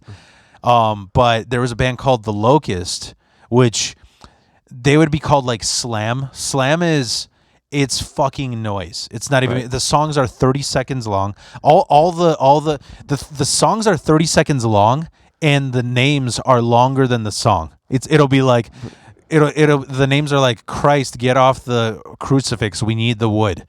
Like they're really stupid funny names. Or like I donated Down syndrome person's sperm to the sperm bank. Like just really dumb shit, you know? And like so this band the Locusts, they would dress up like locusts, play this crazy metal music, and then they had like this vocoder that made them sound like bugs. The singer faked that he had a cheating story. So he wrote it and he's like, yeah, I fucked my brother and my sister or whatever, and I'm willing to, and he had, and he faked it, but they rehearsed and then they went on and they all wore Locust merch, and that's how they became big, by faking being on Jerry Springer. It's kind of, it's like a weird, like what a weird flex. Like, what do I do for promotion? How about we get our family and pretend we fuck? Like, Oh my god. but Yeah. So I wanted to wrap it up. Sure. So yeah, you said you got into comedy. I mean, Basically, you liked Conan, you liked Mad TV. I loved Conan. I loved Mad TV. I really liked Jim Gaffigan and Mitch Hedberg. I don't know if you notice this about me. I tend to work very clean for Yeah, the most part. Because I remember Ralphie May said something. I didn't really think about it till now, but yeah, that's good. For the most part, I'm clean. Ralphie May said something there was like an old clip of him at like the Comedy Store. Yeah, Where he was teaching a class. I think Louis Anderson was teaching the class, and he had Ralphie May speak to them. And he said, write two things: write every day and write clean, because you can always go dirty. If you write dirty, you can't go clean. That's just not how your brain works. Yeah. And so those things. And also, I kind of use stand-up comedy as sort of the thing that helped me start living the life I actually wanted to live. Yeah. Where I had like a creative outlet. I had something to be excited about. Yeah. I had something that, do you know who Scott Galloway is? That name sounds familiar. He's the dude who's like, bald guy, professor at NYU, has glasses. He basically talks about like young men in crisis and like what they can do. No. He's I don't agree with He's everything. like a podcaster? He's like a podcaster. He has a lot of stuff. Like a Jordan Peterson figure? He's basically like a better version of Jordan Peterson. Okay. But he talks about how like something that really helps young men is especially when it helps them attract a mate, is can they do something that displays excellence, something that they're good at. Yeah. And like I thought about that with like stand-up comedy. I'm like, that's something that I think I'm good at. That I can display something that's something I can display that I can be confident about. Because if you're good at something or have any sense of being good at something, you can have confidence in yourself going forward with it. Yeah. And that doing stand-up comedy just gives me more confidence in myself as a person. Yeah. Because it's an outlet and it's something creative and it's something people will find interesting. Yeah, absolutely. That's awesome. So that's kind of how I look at it. And yeah. And you said you basically start off as a way to cope with the divorce, right? Yeah, kind of. Yeah. It was like, well, I was kind of coping with the divorce, and then around the time that I really started stand-up comedy, I'd broken up with my girlfriend of 2 years. Yeah. And so like it was one of those things that I had done stand-up kind of in passing, but I had only gone to like Jerks at Joe's a few times. Yeah. I wasn't doing it that I seriously. think that's where I met you. Yeah, that's totally where we met. That's really where we bonded over something that we won't discuss here. God. But it was really the proximity of the Comedy Plex that was the thing that also really triggered it. Yeah. Because like proximity is right there. It's conveniently right there. Yeah. And I just started going to the Plex every week. Yeah. And then once that happened, I started expanding more. And the Plex is where I got my feet wet. The mic where I feel like I got better was Slightly Inappropriate Comedy at the Beacon Pub every Monday. Shout out to Priest Ratliff and Conflict if you see this. They're the one, like there's a whole group of us, like myself, Ruben B, Mike Lab, Marco Comic, all of us. We go to that one because it's proximity to us. But it's the thing that also helped us get better, helped us get more relaxed on being in front of people. And I think Marcos was telling me about that. Marcos the comic. Right? Marco the Comic, yeah. Like that's the Beacon Pub. Like Priest Ratliff. I'm so mad he goes by Marcos. I'm like, dude, there's like 5 Mexican comics who go by Marcos. No, he's just Marco the comic. Marco. He's Marco. Okay, Marco. Okay. His real name is Mark. Yeah.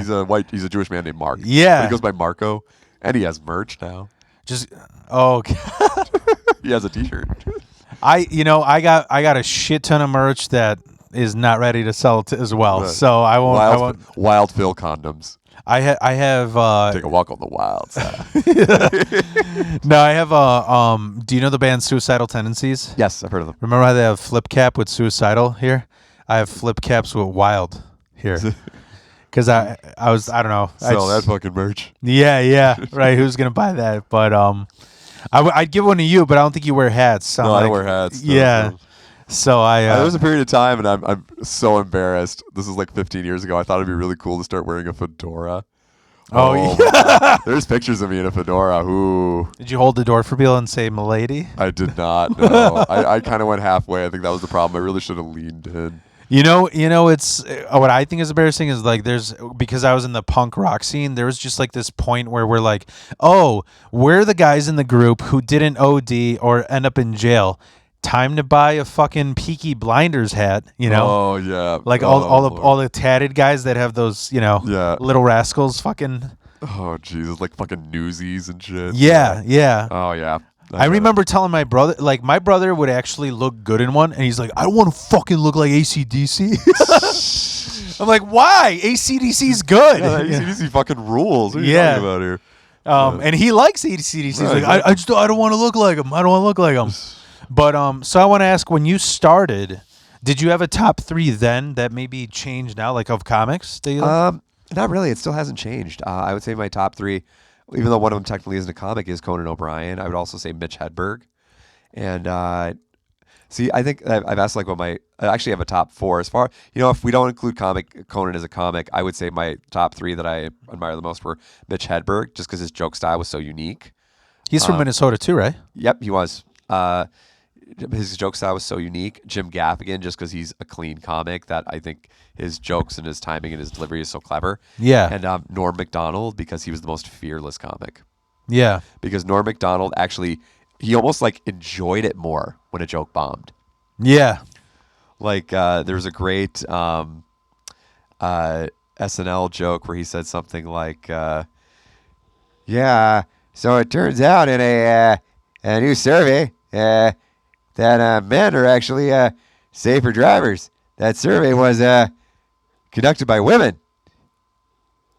Yeah, well, that joke was written by women, so now you don't know what the hell to do you?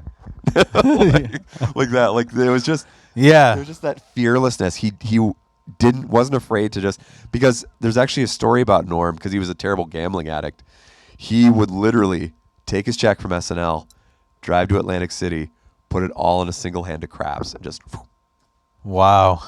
That's crazy. like he literally said it was the most freeing thing that like I could lose it all. You know what? I just realized that with getting a flip phone, how much money I'm saving. Yeah. When all fucking day, like I'm just at work, I'm like, oh, this ad. You know what is a funny thing? I don't know if I should add this to my like stand-up set, but so recently we've been really tight on money, me and my wife. And I think everyone is at this point. yeah, but we had like we didn't realize like we've been hit with so much stress that sometimes when we get hit again, we kind of like, it doesn't, like, we don't even realize it. Right. Like my wife, she needed a gum surgery because there's like some receding thing, and that's a shit ton of money because it's like a cosmetic thing. It's not, covered by Right. insurance.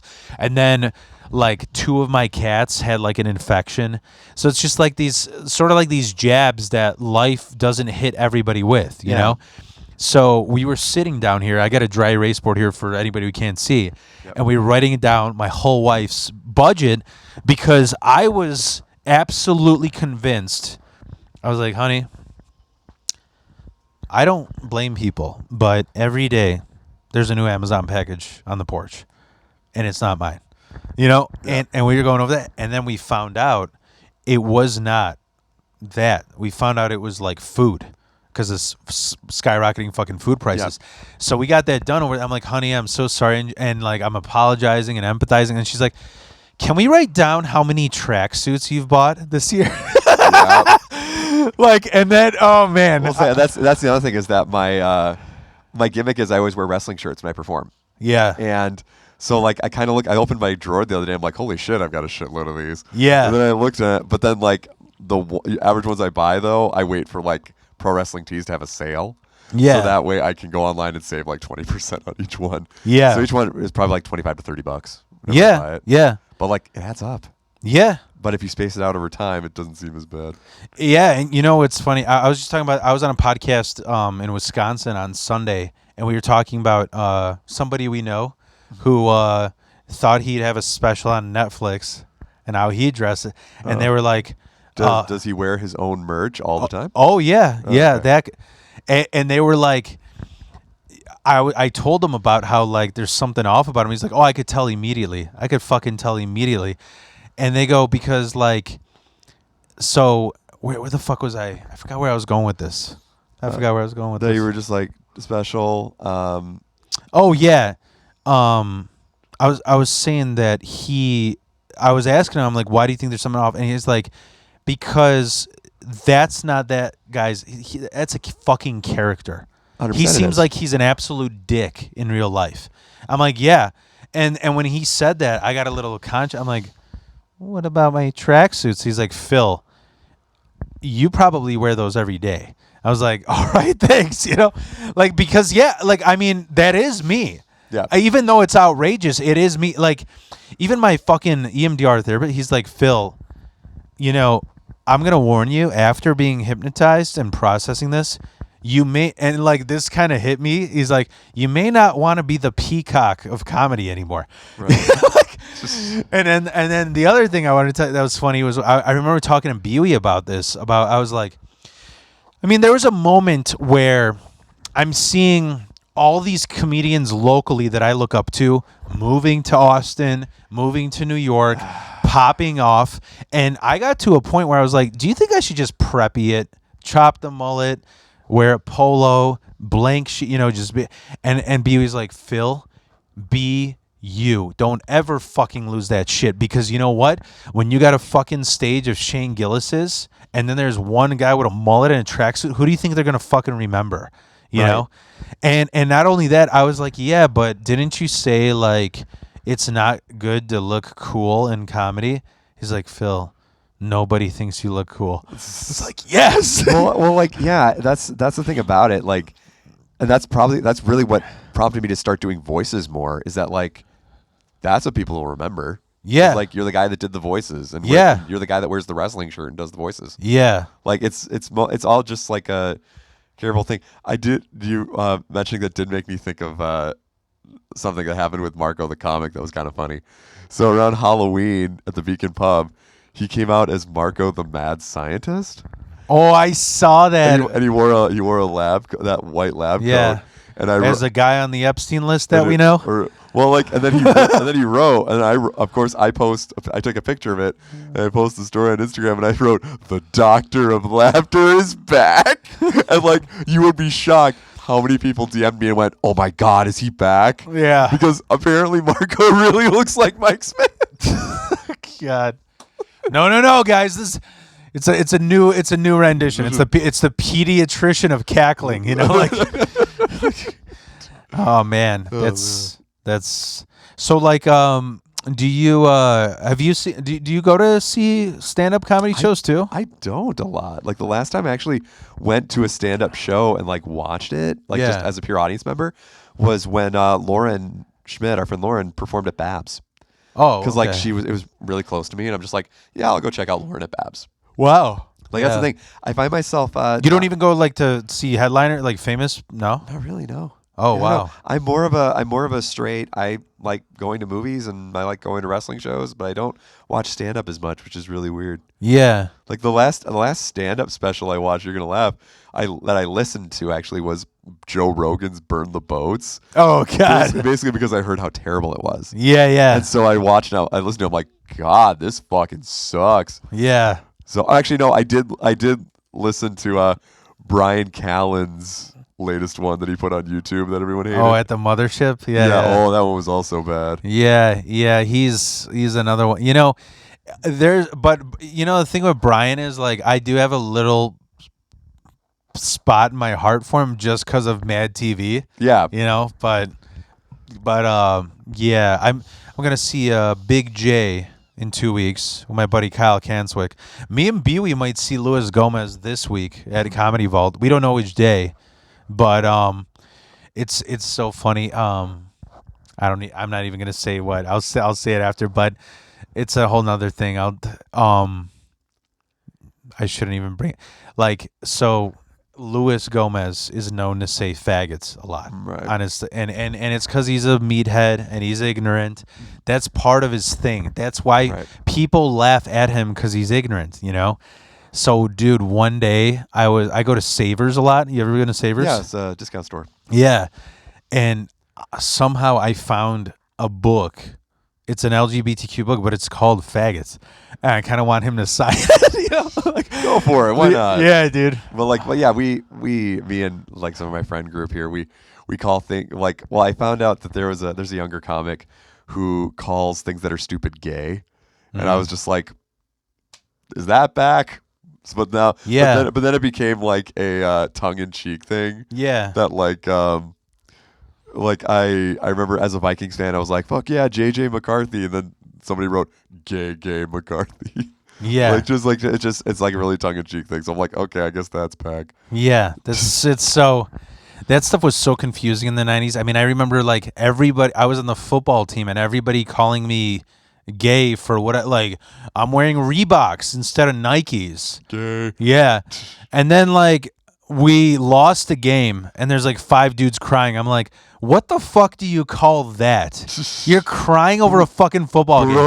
We're not wearing Reeboks, you fruit. Yeah, I'm not crying. I got football mud in my eyes, you know. Like, dude, but so do you got any New Year's resolutions? You got any new goals? Well, my goals are one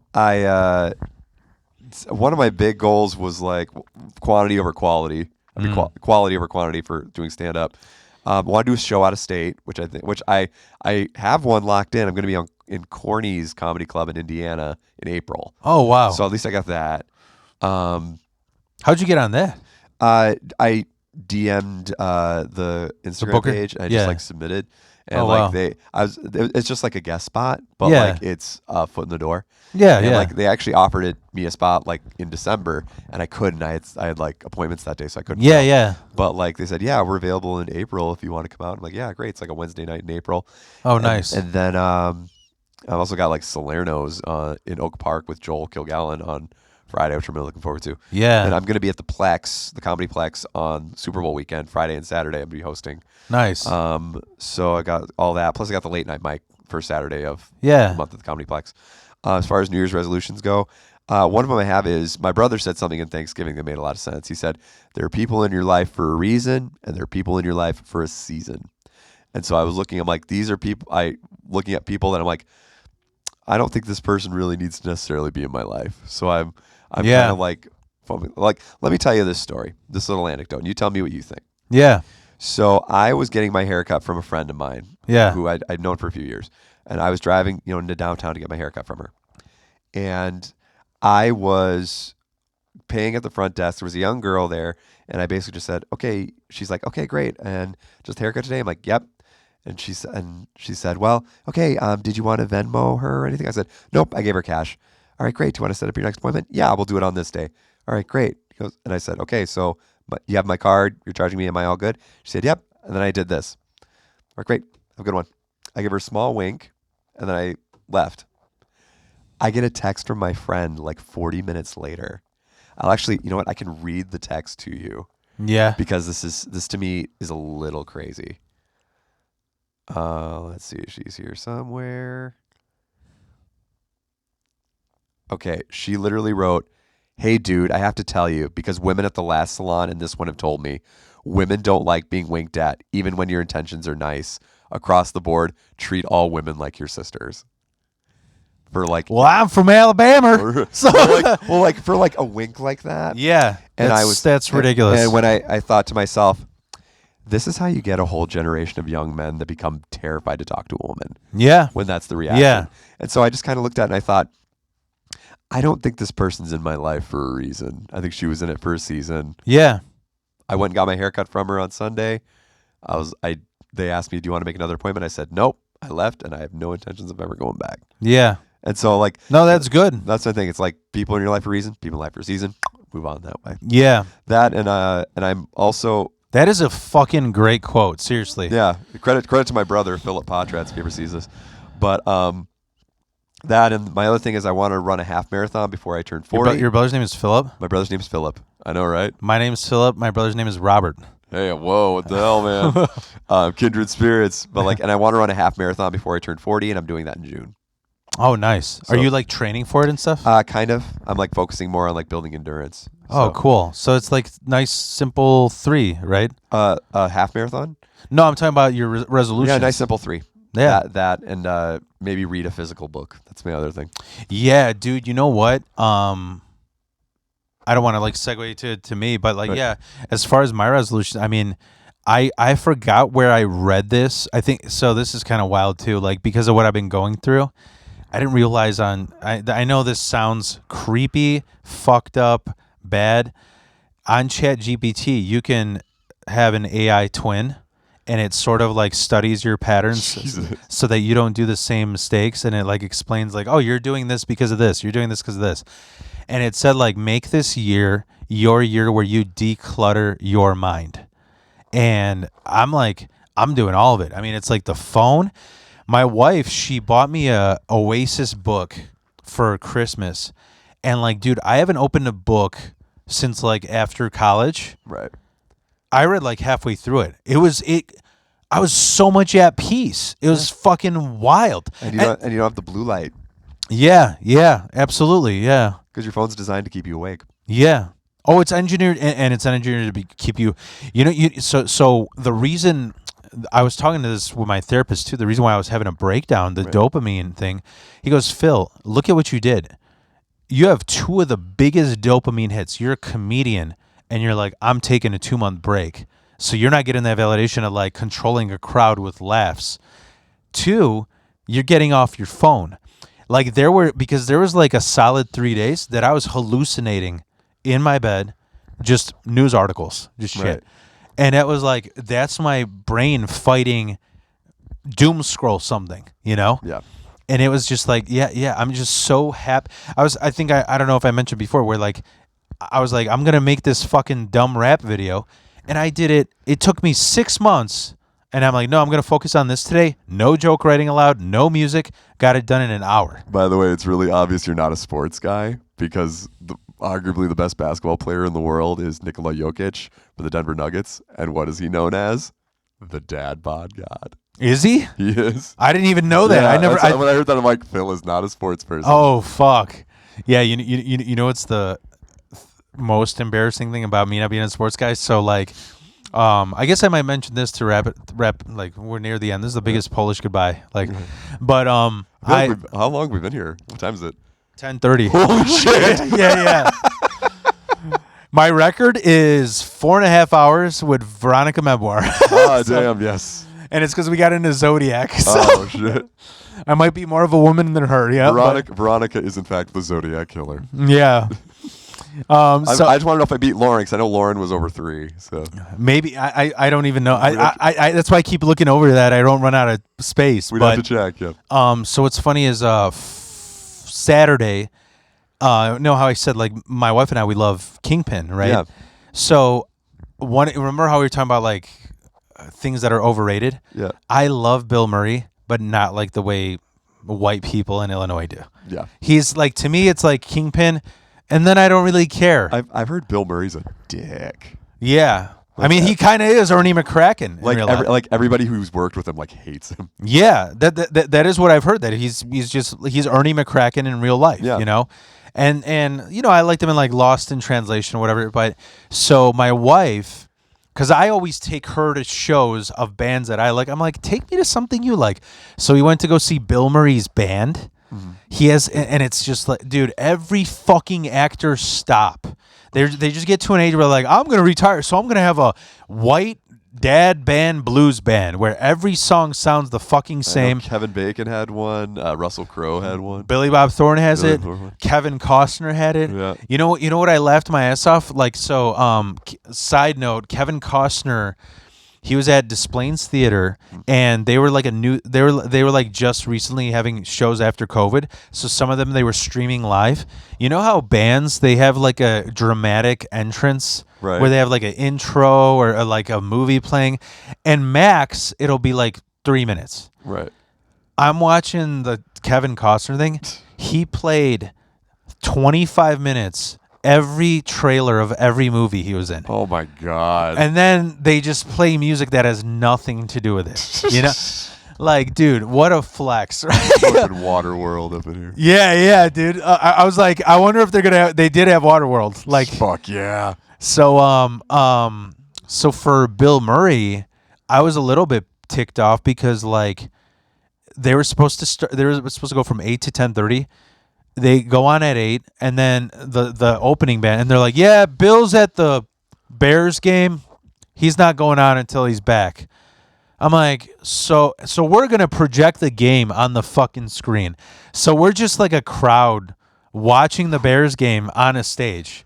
So that waiting for that to be over for then Bill Murray to drive his way over. Yeah. Well, I guess he came earlier, like in the third quarter, and then they started playing. But dude, I gotta say, he's in bad shape. Oh, I'm sure he is. He seemed like Joe Biden. Like he was just like he's got to be knocking on 80. Yeah. I just was like laughing so, like, you know, I'm trying to be there for my wife and be empathetic. I'm like, yeah, I know you're loving, but in the back of my mind, I'm thinking like everybody here is like, we like Bill Murray for his movies. We paid whatever, $30. So we get to stare at you for an hour. We're not even hearing the music. We're just, he's there. You know, like essentially what it is. Yeah. It was so stupid, but yeah, it's whatever. I mean, and it's you know who else did that? Michael Imperioli. Really? Yeah. Sopranos Michael Imperioli. Yeah. He went like all psychedelic and like weirdly they played at it's called Sleeping Village. Have you ever heard of it? I haven't. It's the size of Double Dutch. And it was so funny because he had like a long ass beard and long hair. He's playing like Beatles inspired music, and then there's just like all these Goombas with DVDs, you know. But shit, I should have ended it on your brother's quote. I feel like fuck. You know what? There's people are in your life for a reason, and some people are in your life for a season. That's a wild philosophy to be left on. All right, sounds good. Thanks, Thank you. man. Thank you so much, Phil.